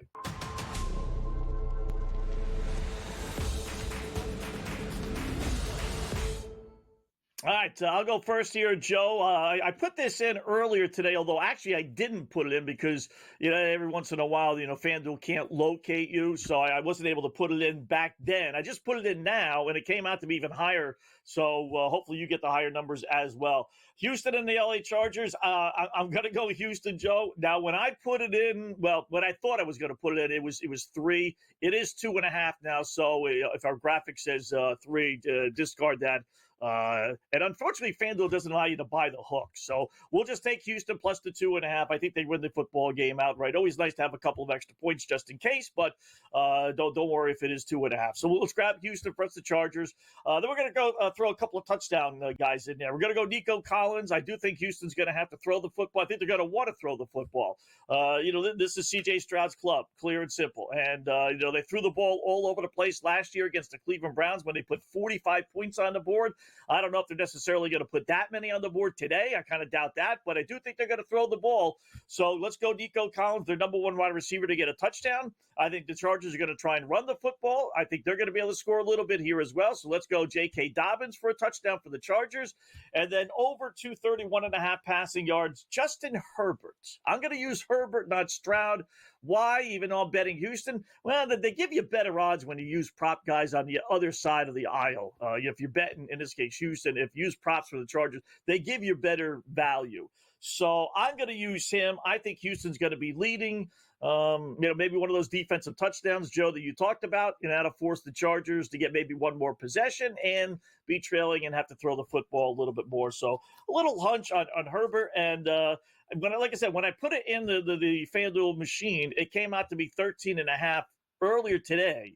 But I think maybe because the line dropped to 2.5, I don't know, that they gave me almost 17-1 when I put it in a moment ago. So figure around 15-1, it's a pretty good SGP. What about you?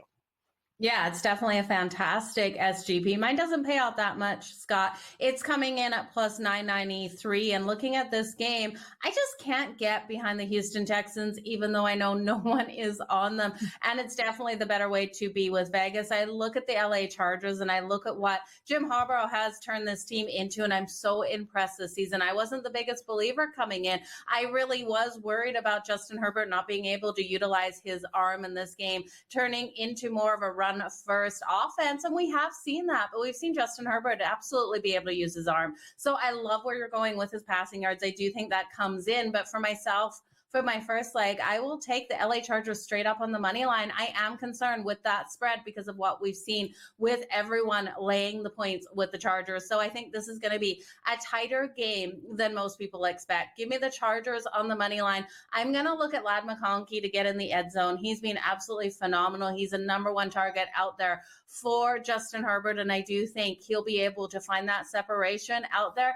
And then J.K. Dobbins, we look at the defense here of the Houston Texans. They are better in the secondary than they are against the run. So I'm looking at J.K. Dobbins to be able to run one in. I do think outside of the parlay, you can look at him for a lot of his other props as well. But I'll take him for the touchdown inside of the parlay. And then I got to roll with my boy, Joey Bosa, to get the anytime sack. I think he comes nice, hard, and strong and hits CJ Stroud nice and hard in this game, rattles him a little bit.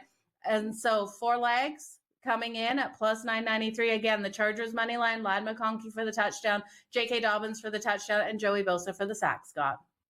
All right, that's not bad, and that's actually pretty decent value. Like a 4 leg parlay that's minus 110 pays 10-1. So you got a minus 162 in there, you got a minus 148 in there, kind of offset the plus 145 with the McConkey touchdown and the 130 with the Dobbins. So that's actually even though you got all Chargers, the FanDuel is giving you, a pretty good number with that. So basically 10-1 on yours. That's pretty good.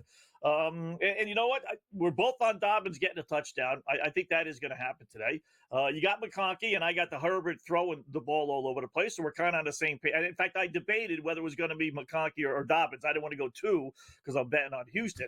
I just went with Dobbins, but I like that. And the Bosa sack, how can't you like that? So really, it's kind of like we're on the same page, except I'm on Houston and you're on the Chargers. So, but that's okay. I can't believe you're taking Houston straight up, Scott. Like a knife to my heart here, but I know exactly why you're doing this. It's because in the national championships, our teams are playing each other. So I know where you're going with this. You're already trying to get a dagger at my Chargers here, but lots I'm liking in this. What do you think about Derwin James for the interception? It's coming in at plus 700. Derwin James definitely loves to make a name for himself as long as he doesn't get himself ejected out there by putting a dirty hit on one of these players. That always haunts me with him. He comes out and he runs with such power out there. He sometimes can't pull up. So hopefully he comes out nice and strong, can get that interception. But I'm going to play that as well as a defensive touchdown here for the Chargers at plus 800, Scott. All right. Plus 700 is not bad. That's pretty good, throwing the football. How about our favorite, overtime? Where do we sit with that? I'm guessing about 10-1. Let's scroll down. Will there be overtime? 15-1. I don't know if my heart can take it. Right? Yeah. It's going to go to overtime, Scott, because my heart absolutely cannot take it today. Right? Let's bet the overtime. If I gave you one, and I think I know the answer to this, so this is going to be the first of a couple questions here, but Ohio State win the national championship or the Chargers win today? If you could only have one, which one would you take? Oh, the Chargers winning today. The Chargers have to win today. Yeah. Wow. Yeah. Okay. I thought for sure it would be Ohio State. Not Super Bowl, just today. Just today. Okay. Yeah, give us a chance because at least my Buckeyes are making it to the national championship, right? We can say we made it there. The Chargers, they have to get through the first round of playoffs. So last year, Justin Herbert, such a disappointing game for that first round. We had terrible coaching. Jim Harbaugh. I didn't expect them to make the playoffs this year. So I love what they're bringing. I think they got to get through today. Yeah, and so much dark history when it comes to Chargers in the postseason as well. Yeah, don't go with the Chargers. I think Game Live, Pro Football Today continues.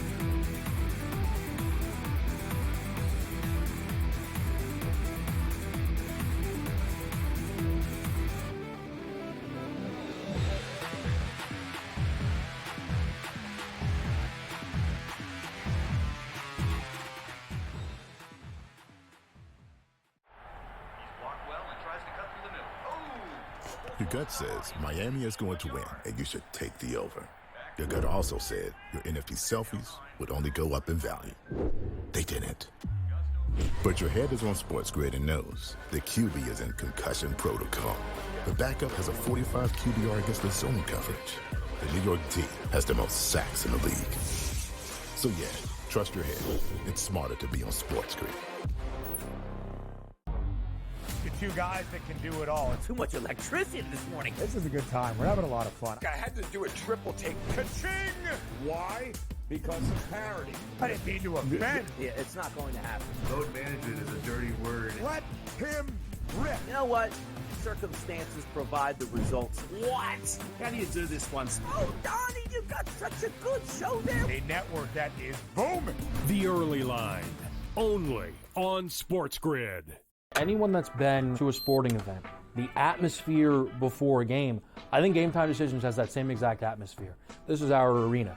This is what we do. There is going to be an energy to Game Time Decisions that you will feel night in and night out. The excitement you get when you lock your bets in, when you're figuring out what you want to do, we can zone in on the biggest games each night. I want this to be the place that people come to before the games start so they feel as ready as possible to lock in their cards. We are going to hit every single one of those markets that you need to know about. We're going to go through every single thing, and I've got a great team behind me that's going to help me get the job done. There is not going to be a better place, I promise you, than Game Time Decisions to get that new information, react to it, and be able to then bet accordingly. We will have everything at our disposal, and we will use that to our advantage. I'm Kevin Walsh. Tune into Game Time Decisions from 6 to 8 p.m. Eastern on SportsGrid.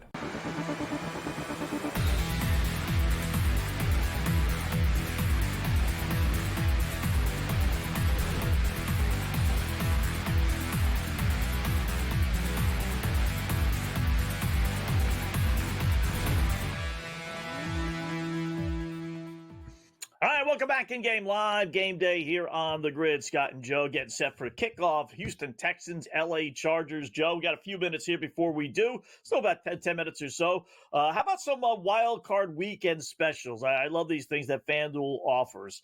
I generally don't lay odds. Generally, most of these are all positive money because they're all kind of goofy, as you'll hear. But I'll start with the ones where you have to lay odds. Each team to score a touchdown this weekend, and that includes Monday's game with the Rams and Vikings. Minus 155. All right, so again, I hate laying stuff here, but I mean, I'm trying to find the team that won't score at least a touchdown, and I don't know. Steelers, maybe, if things really bottom out for Pittsburgh, could they be the one? That would be the one I'd probably circle and say, But otherwise, I think Houston's going to score. I think the Chargers are going to score a touchdown. Baltimore certainly will. And I'm pretty confident Bo Nix will get the Broncos into the end zone, especially if it ends up being a blowout. Vikings, Rams, yes. Although the Vikings, went touchdownless against San Francisco, a few weeks back. But I don't know. What do you think about that? Minus 155. It should cash because you look at the Pittsburgh Steelers, and while they will be the question mark for me as well, you look at this team, they are playing with a ton of pride out there. And Mike Tomlin always seems to find a way to get things done. So I would look at every team to be able to score that touchdown. Russ just can't turn it over as much in that red zone. That's my biggest concern with them this weekend. So I think that's worth a shot. Minus 155, not the best value, but definitely something that I think 99% cashes in this weekend. All right. How about each team to get a field goal? That's plus 450. Really? You know, that's not bad, right? I mean, the only concern would be that one of these games ends up being a blowout. You know, maybe Denver against Buffalo, and then Denver's not kicking field goals anymore. There's always one like that would be the if I was going to give you one game that turned into like a 3-score contest. Maybe Pittsburgh, Baltimore, but that would be it for me. Even though I really don't think that's going to happen, but I think I don't think any of the others are going to blow the other ones out. But that would be the case. So, but Okay, other than that, I think they all get a field goal. You know, I would grab the plus 450. Too bad you can't parlay. Because I was just looking at some kicker props. So that Baltimore Ravens, Pittsburgh Steelers one. Boswell's coming in with a number of 6.5. Tucker's coming in at 7.5. We know the Baltimore Ravens can get the field goal. Boswell, I trust. So I think the field goals are coming in that one. I would see the Texans with that defense, with the secondary, holding the Chargers to field goal in one of those drives. Denver, Bo Nix, rookie quarterback, there's going to be a field goal. Buffalo.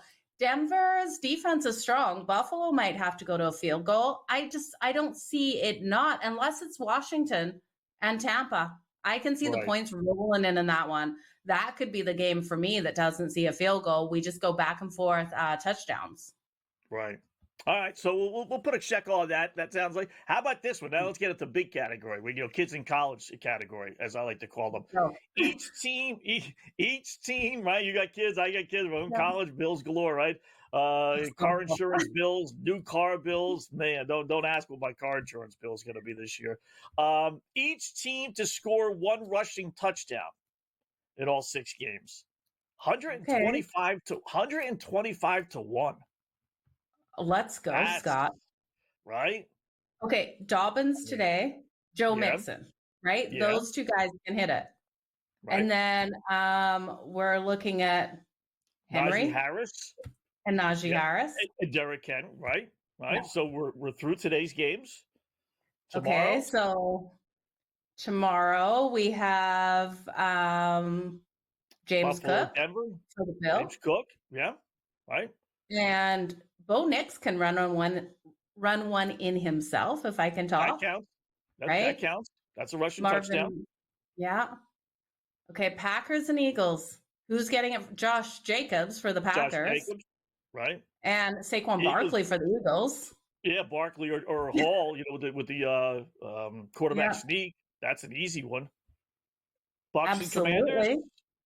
Irving maybe for the Bucks. Yeah. Bucky Irving.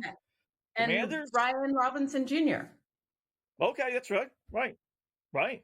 We got it. I think we got it. Well, then we did Vikings Rams, but that's we'll get that if we can get it somehow. I'll find a way to hedge 125 to 1 ticket if we can get this thing live heading into Monday night. Kyron Williams. Oh yeah, Kyron Williams, sure. Right? Sure. Yeah. Aaron Jones. Aaron Jones would have to be the one. Yeah. 125 to 1. Let's do it. Sure.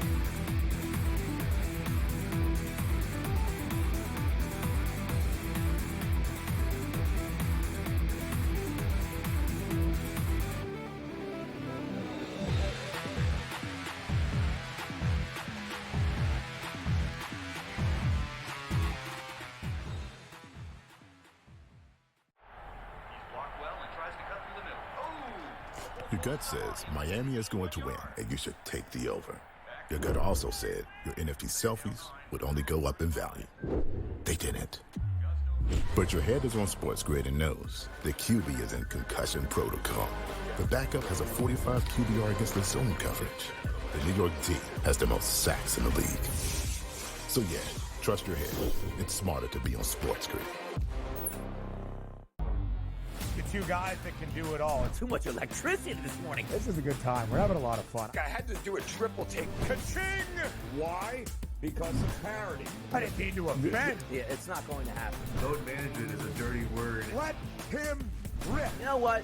Circumstances provide the results. What? How do you do this one? Oh, Donnie, you got such a good show there. A network that is booming.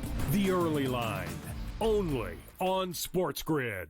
Anyone that's been to a sporting event, the atmosphere before a game, I think Game Time Decisions has that same exact atmosphere. This is our arena.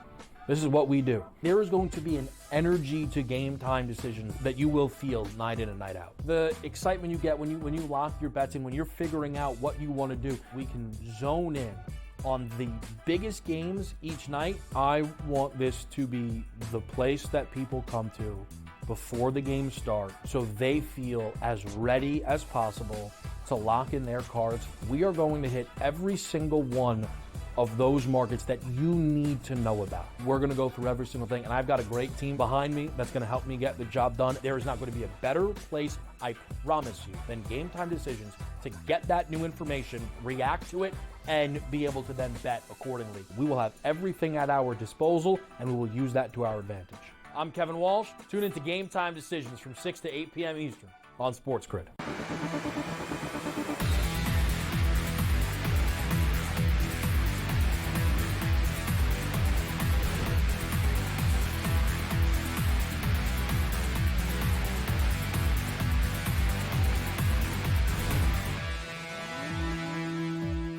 Welcome back in Game Live, Pro Football Game Day here on the grid. Everything is locked up on FanDuel as far as some of our goofy props there. I will say, Joe, I just got it in, and everything else got suspended. So we're in for anytime touchdown for all teams.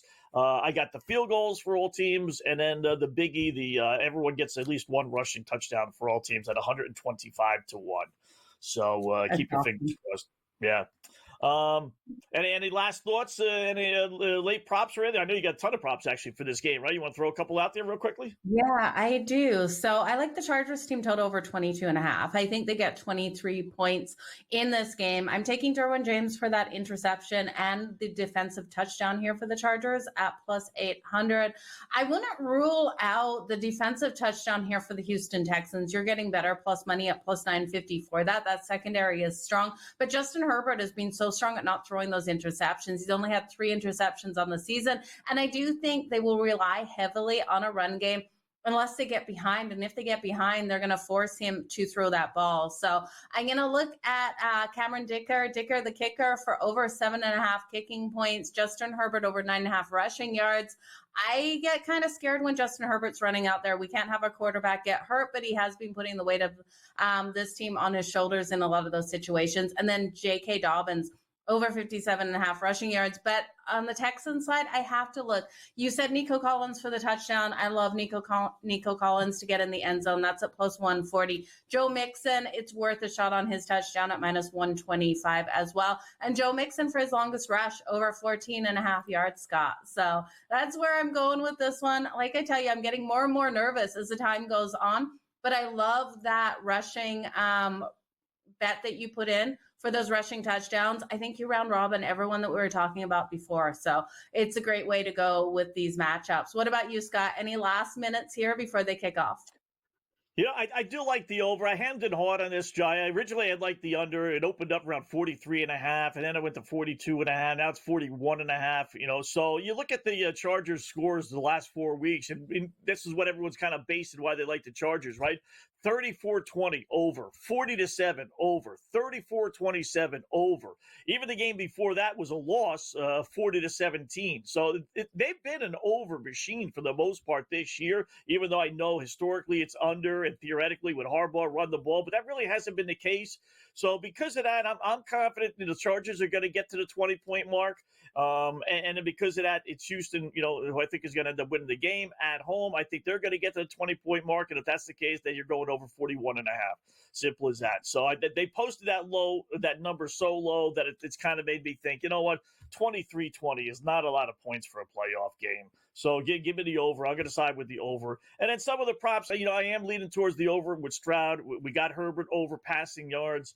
I think everyone thinks it's Harbaugh. He's just going to run the ball, but McConkey's turned into a great running back or a great wide receiver, right? You don't hear about his name as much as you hear some of the other rookies, with Caleb Williams and Jade Daniels and Brock Bowers and what's his face with the Giants.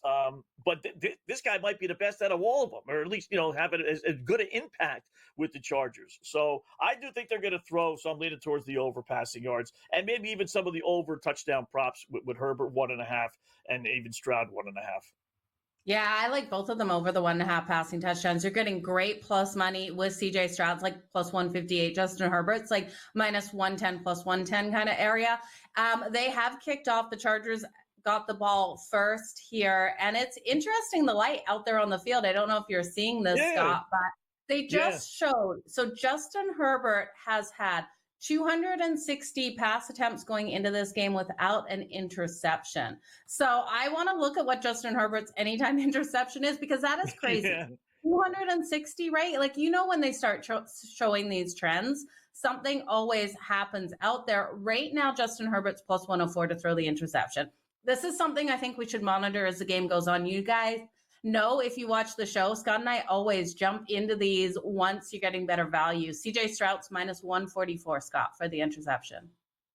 Yeah, I always like it when you get positive money on both sides. This way, at least one of them throws the interception, then you're bound to, then you will win some money. So, and if you put them in again at halftime or after they get the first interception, there's always this thought that, they take a step back and say, well, is Justin Herbert or CJ Stroud really going to throw 2, or are they really going to throw 3? And you get even better odds as you progress down the line. So I would play those.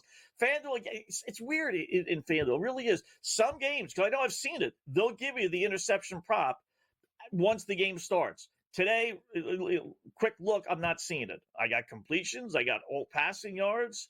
Maybe so on the game specials. Yeah. You got under it? Yeah. passing props, I have it under pass completions on FanDuel right now. So interesting. They're not giving it to you. They probably limited you, Scott. Because you've been making good money with that jumping in after halftime. They're like, it's a great bet. Yeah, it's it's rare when someone doesn't throw an interception. That's why if you get positive money on both quarterbacks, you just need one, obviously, and then you're kind of lucky you get both, which happens quite often. So I don't know why they would offer, like, if they didn't offer the prop to begin the game, okay, I get it, but they do offer that prop before the game.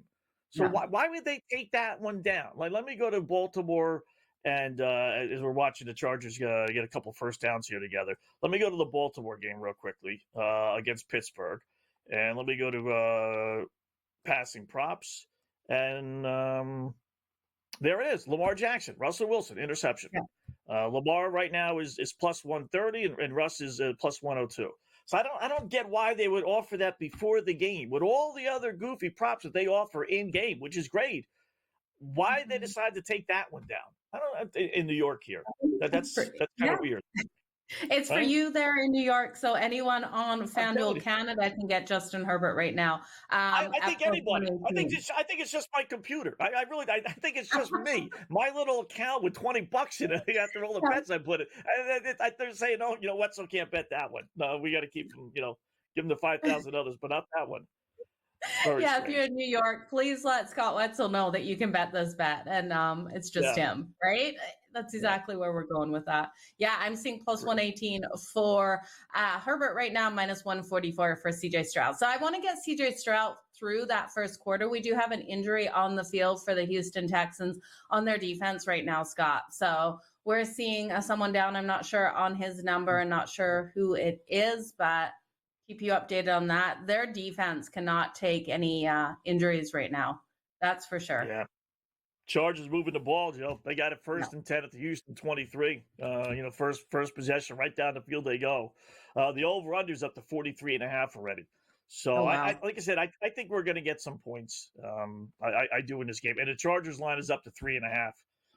So we're closing in on either a field goal or a touchdown unless something crazy happens with the Chargers. They figure to get some points on the board. So it didn't take long for that thing to bump up.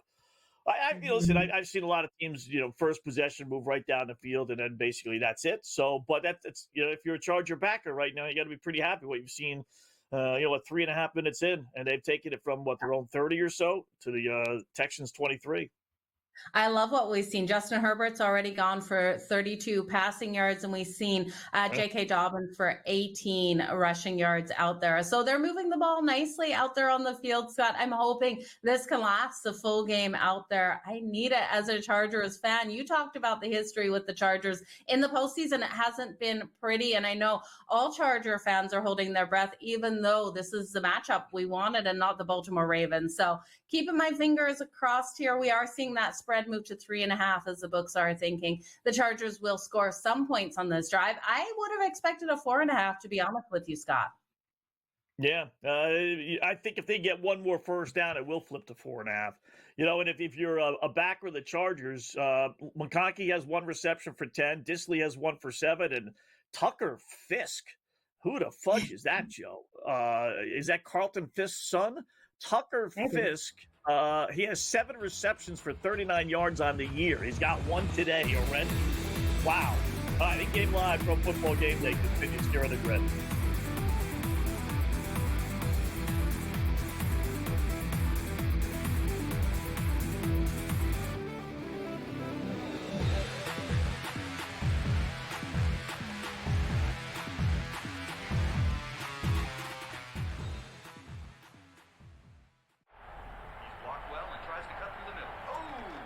Your gut says Miami is going to win, and you should take the over. Your gut also said your NFT selfies would only go up in value. They didn't. But your head is on SportsGrid and knows the QB is in concussion protocol. The backup has a 45 QBR against the zone coverage. The New York D has the most sacks in the league. So yeah, trust your head. It's smarter to be on SportsGrid. The 2 guys that can do it all. Too much electricity this morning. This is a good time. We're having a lot of fun. I had to do a triple take. Ka-ching! Why? Because of parity. I didn't mean to offend. Yeah, it's not going to happen. Load management is a dirty word. Let him rip. You know what? Circumstances provide the results. What? How do you do this one? Oh, Donnie, you got such a good show there. A network that is booming. The Early Line, only on SportsGrid. Anyone that's been to a sporting event, the atmosphere before a game, I think Game Time Decisions has that same exact atmosphere. This is our arena. This is what we do. There is going to be an energy to Game Time Decisions that you will feel night in and night out. The excitement you get when you lock your bets in, when you're figuring out what you want to do, we can zone in on the biggest games each night. I want this to be the place that people come to before the game starts so they feel as ready as possible to lock in their cards. We are going to hit every single one of those markets that you need to know about. We're going to go through every single thing, and I've got a great team behind me that's going to help me get the job done. There is not going to be a better place, I promise you, than Game Time Decisions to get that new information, react to it, and be able to then bet accordingly. We will have everything at our disposal, and we will use that to our advantage.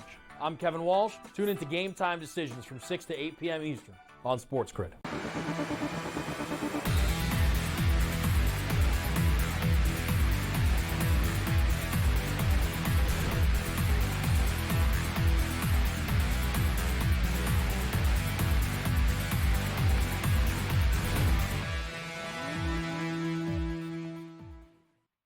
All right, our first decision of the game, although I don't think it's really that much of a decision. Chargers, Joe, did resume play there after the injury to the Houston Texan, who ended up coming back in the game and played later, so he was fine, no big deal there. But they had an incompletion, had a 9-yard gain, 3rd and 1. They run the ball, they lose a couple of yards. So 4th and 3 from the Houston, about 13-yard line or so. They decide to kick a field. Ooh, just made it. About a 30-yard field goal. So there you go. You got 3 points for your field goal kicker. Not a bad start. Check off L.A. Chargers for field goal for every team at 4.5 to 1. 1 down and 11 to go. So not a bad drive. Right down the field they went, but unable to get that first down on 3rd and 1, which I'm a little surprised with. I don't know why I'm not a huge quarterback sneak guy, but when it's less than a yard, Joe, like it was there, I mean, I'm surprised they didn't measure. Maybe they did when they went to commercial break, but I mean, it was that close to being a first down. Just do a quarterback sneak, Justin Herbert. I don't know why Philadelphia, for the most part, has to be the lone team that has so much success with this, push-tush quarterback sneak. If they do a quarterback sneak, rather than try and run the ball to the outside to the right, they probably get a first down there. So, but they didn't. They kicked the field goal, 3-0 lead Chargers. I'm kind of happy. Just take the points, get them on the board. I think this is going to be a back and forth battle. So defense needs to come out and CJ Stroud out right away, because if they drive down the field, Scott, and answer back with a touchdown or another field goal, I'm going to be just absolutely sweating it out here. So we'll see what the Houston Texans bring to the table. But what do you think? This spread is at 3.5, even though the Chargers put that touchdown on the board. We haven't seen a movement in the line based on what the books thought was going to happen. I'm shocked it's a 3.5 with them up 3-0, being a 2.5 point favorite coming into this. The books really are thinking Houston's going to hang in this game. It's scary for me. I'll tell you the other thing, Joe, is they got Herbert pass completions at 21.5, which is not far off from what it was to start the game. In fact, I think it was 21.5 because I was looking at his pass attempts, and he's got 4. They threw the ball successfully. If that first drive is any indication of what we're going to get out of the Chargers, a good combination. Ran 4 times, passed 5 times. So that's why I said the perception with Harbaugh is like, okay, 3 yards in a cloud of dust. That's really not been the case. With the emergence of McConkey, the passing game has picked up second half of the season. So I wish they had attempts, because I would play that. But you're off to a good start. No reason to change things. No reason to think, okay, we're going to do something in drive number 1, have success, and then all of a sudden start handing the ball off, 2 out of every 3 downs. So long story straight, he's got 41 yards passing as well. I would either do the completions at 21.5 or even the passing yards, which didn't bump up that much, 243.5, and it was 231.5 to start the game. And you got 41 that first drive. Yeah, I hear you. And then I'm looking at Ladd's receptions here, Scott, because I do think he's going to get some longer passes, but some short passes out there on the field as well. Now, I think we had a 5.5 coming into this one with juice to the over. Now that 5+ or 6+, 6+ is where you're kind of like you're laying juice, but not as much as 5+. It's minus 146. So you have to take them at 7+ to get any plus money. That's at plus 140. 1 reception out there. So I believe it was a 5.5 coming in, but like minus 135, minus 140 to the over. So 7+, can he get there? I think he can get 7. I think so too. And I saw 6.5 in some places too. You're right. It's either 5.5. Yeah, that's how they do it, right? One place chooses 6.5 plus odds, the other place chooses 5.5 minus odds, and you pick which one you want to go with, right? I think more people probably go towards the higher number plus odds, but it was in that range. So that wouldn't be a bad number if you get him at 5.5 now, without too crazy, of a juice there that you would have to lay. Because he's clearly going to be the number 1 guy. It's all, kind of pick your which way. The point is the Chargers look like they're going to be throwing the ball a little bit today. It's not going to be, 25 passes and 45 runs. It's going to be at worst, a 50-50 split. And it probably would only go Chargers running the ball more if they were leading, second half, and they just want to kill the clock. So, Scott, I think the Chargers got the ball back. Reception? I think no, it wasn't an interception. It was a fumble by the Texans out there on the field, and the Chargers grabbed the ball. So it looks clearly to me like he had possession of the ball before he let it go, hitting the ground. But did he hit the ground before he let it go? No, he didn't. I don't think there's anything down. It's definitely like a fumble if they call it a catch, right? Did he make a move? Ooh, I don't know. Is that left knee down, Joe? It's like this. It's like this close to being down. Yeah, it's like that. Depending on the angle, but this angle I'm getting now, I'm an hour and a half behind everyone. But I think that angle showed that it was not, or his knee was not down. So if they rule it a catch, that he caught it and then he didn't really make any steps, but he did make like a football move. So and looks like Derwin James is responsible for that. If it happens, it's Derwin James. Ooh. I love him, Scott. That's going to be my next. I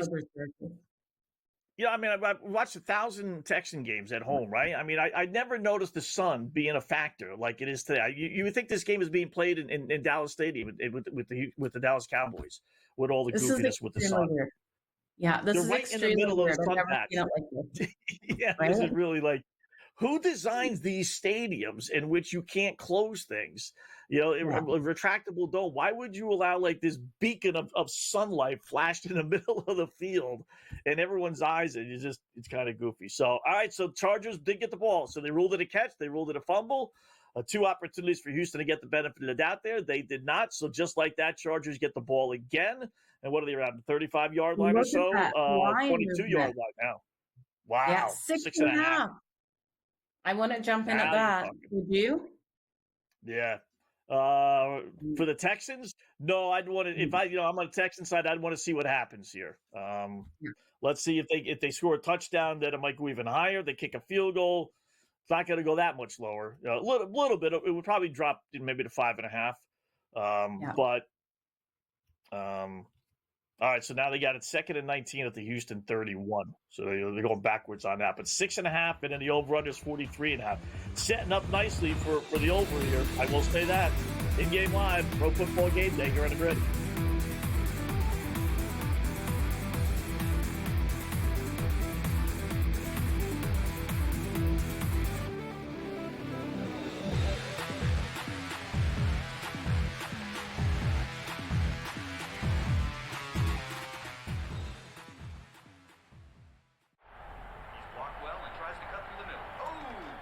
Your gut says Miami is going to win, and you should take the over.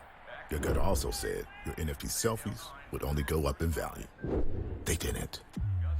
But your head is on SportsGrid and knows the QB is in concussion protocol. The backup has a 45 QBR against the zone coverage. The New York D has the most sacks in the league. So yeah, trust your head. It's smarter to be on SportsGrid. Two guys that can do it all. Too much electricity this morning. This is a good time. We're having a lot of fun. I had to do a triple take. Ka-ching! Why?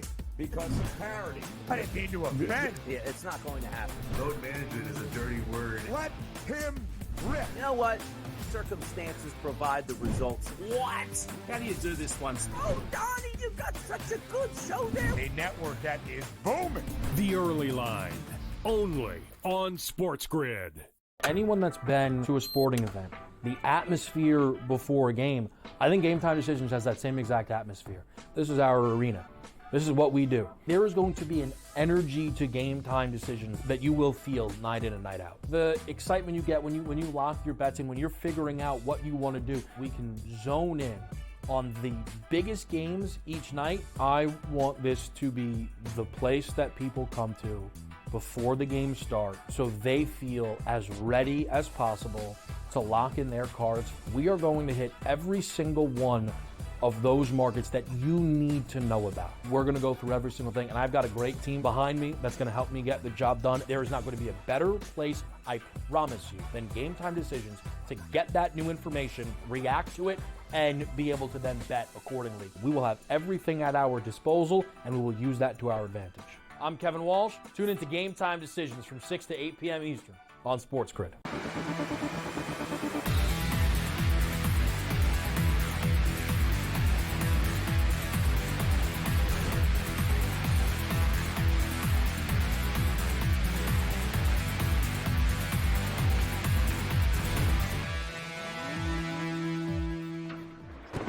All right, welcome back in Game Live, Game Day. Yes. Nice job stepping over that, Scott.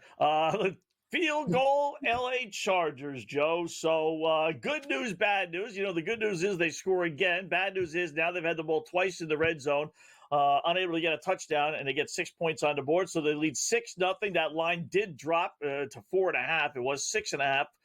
With the thought that maybe they would score a touchdown there, but they did not. Disley dropped a wide open pass. I mean, just wide open. It would have given them a first down more than likely, but instead they set up for a 39-yard field goal. And Cameron Dicker up to 6 points. I mean, you're what you get, 7.5? I think it was for Dicker. I mean, boy, you're almost right there. Don't want to put a jinx on that, but that's looking pretty good. I remember the days, man. I will say this about the Chargers. They went through like a 3 or 4 year stretch where they were bringing in every kicker in the world, and every kicker would be awful and miss game-winning field goals. But Dicker, they just showed us, they didn't put the black cloud on them. 52 straight field goals this guy's made inside the 40-yard line. That's pretty darn good. It's taken a while, but they got themselves a field goal kicker. Oh, you absolutely have to love what Cameron Dicker is able to do out there. His line has jumped all the way to 12.5, Scott, minus 106 to the over 12.5. Wow. And that is so high. Under 12.5, minus 125. You think 2 more field goals, though, and a touchdown. If this is what the Houston Texans are able to do, keep holding them to those field goals, you could see it come into play. So I wouldn't take it to the under, but I sure don't want to take it to the over. I want the Chargers to start converting those touchdowns out there on the board. Yeah, and if it's touchdowns, then you're only getting 1 out of your field goal kicker, maybe, assuming they don't go for 2. So, yeah, he would – see, that's when you take the step back and say, all right, is he really getting 4 field goals today? Because that's what you would need for him to get 7 more points, right? I mean, theoretically, they could, do 4 touchdowns, but I don't know if they're putting 4 touchdowns and a field goal on the board. Maybe, but more than likely, you need him to get 2 more field goals. Is he really going to get 4? Somewhere along the line, the Chargers are going to stop going for field goals and say, yeah, what the fuck, let's just go for a 4th down if it's close. So, but listen, they get the ball back with 3 minutes left before the first half, and their teams are always kicking field goals there. You get another field goal. It's a bend not break type of Houston Texans defense so far today. So, maybe that is the way to go. I will say this, if you had the 7.5, that's a nice fat middle, for a field goal kicker, nice 5-point middle if you did play that, Joe. Yeah, definitely a nice middle there. And I could see you betting it as well. So minus 125 right now to the under if you want to jump in on that middle. I think I'm going to wait a little bit on that number, Scott, see where the books do move it if the Chargers get the ball back in this first half again and put another field goal up on the board. Interested to see where that juice ends up being and where that number ends up being. But yeah, you talked about Will Disley and that drop. Get him out of this game. Like, that was a terrible open drop out there on the field. I sure hope he doesn't make those mistakes again. So the Chargers have to convert these touchdowns here. As the Texans have the ball back and are looking to move down the field, they came out with a nice run play there, picked up a couple yards. They're 3rd and 7, though, on their own 33-yard line, Scott. So they need to try to convert. That spread has moved to 5.5 right now, minus 122 if you're laying it with the Chargers. Yeah, they got 1 less possession. This is what I kind of talked about at the beginning of the game, where I said maybe the Texans get a defensive touchdown. Instead, it was, 1 play turnover. So the Chargers have had 2 possessions, and Houston, technically is starting at 2nd possession, but in reality, this is their first real possession. So they got to do something here, even though it's only down 6-0.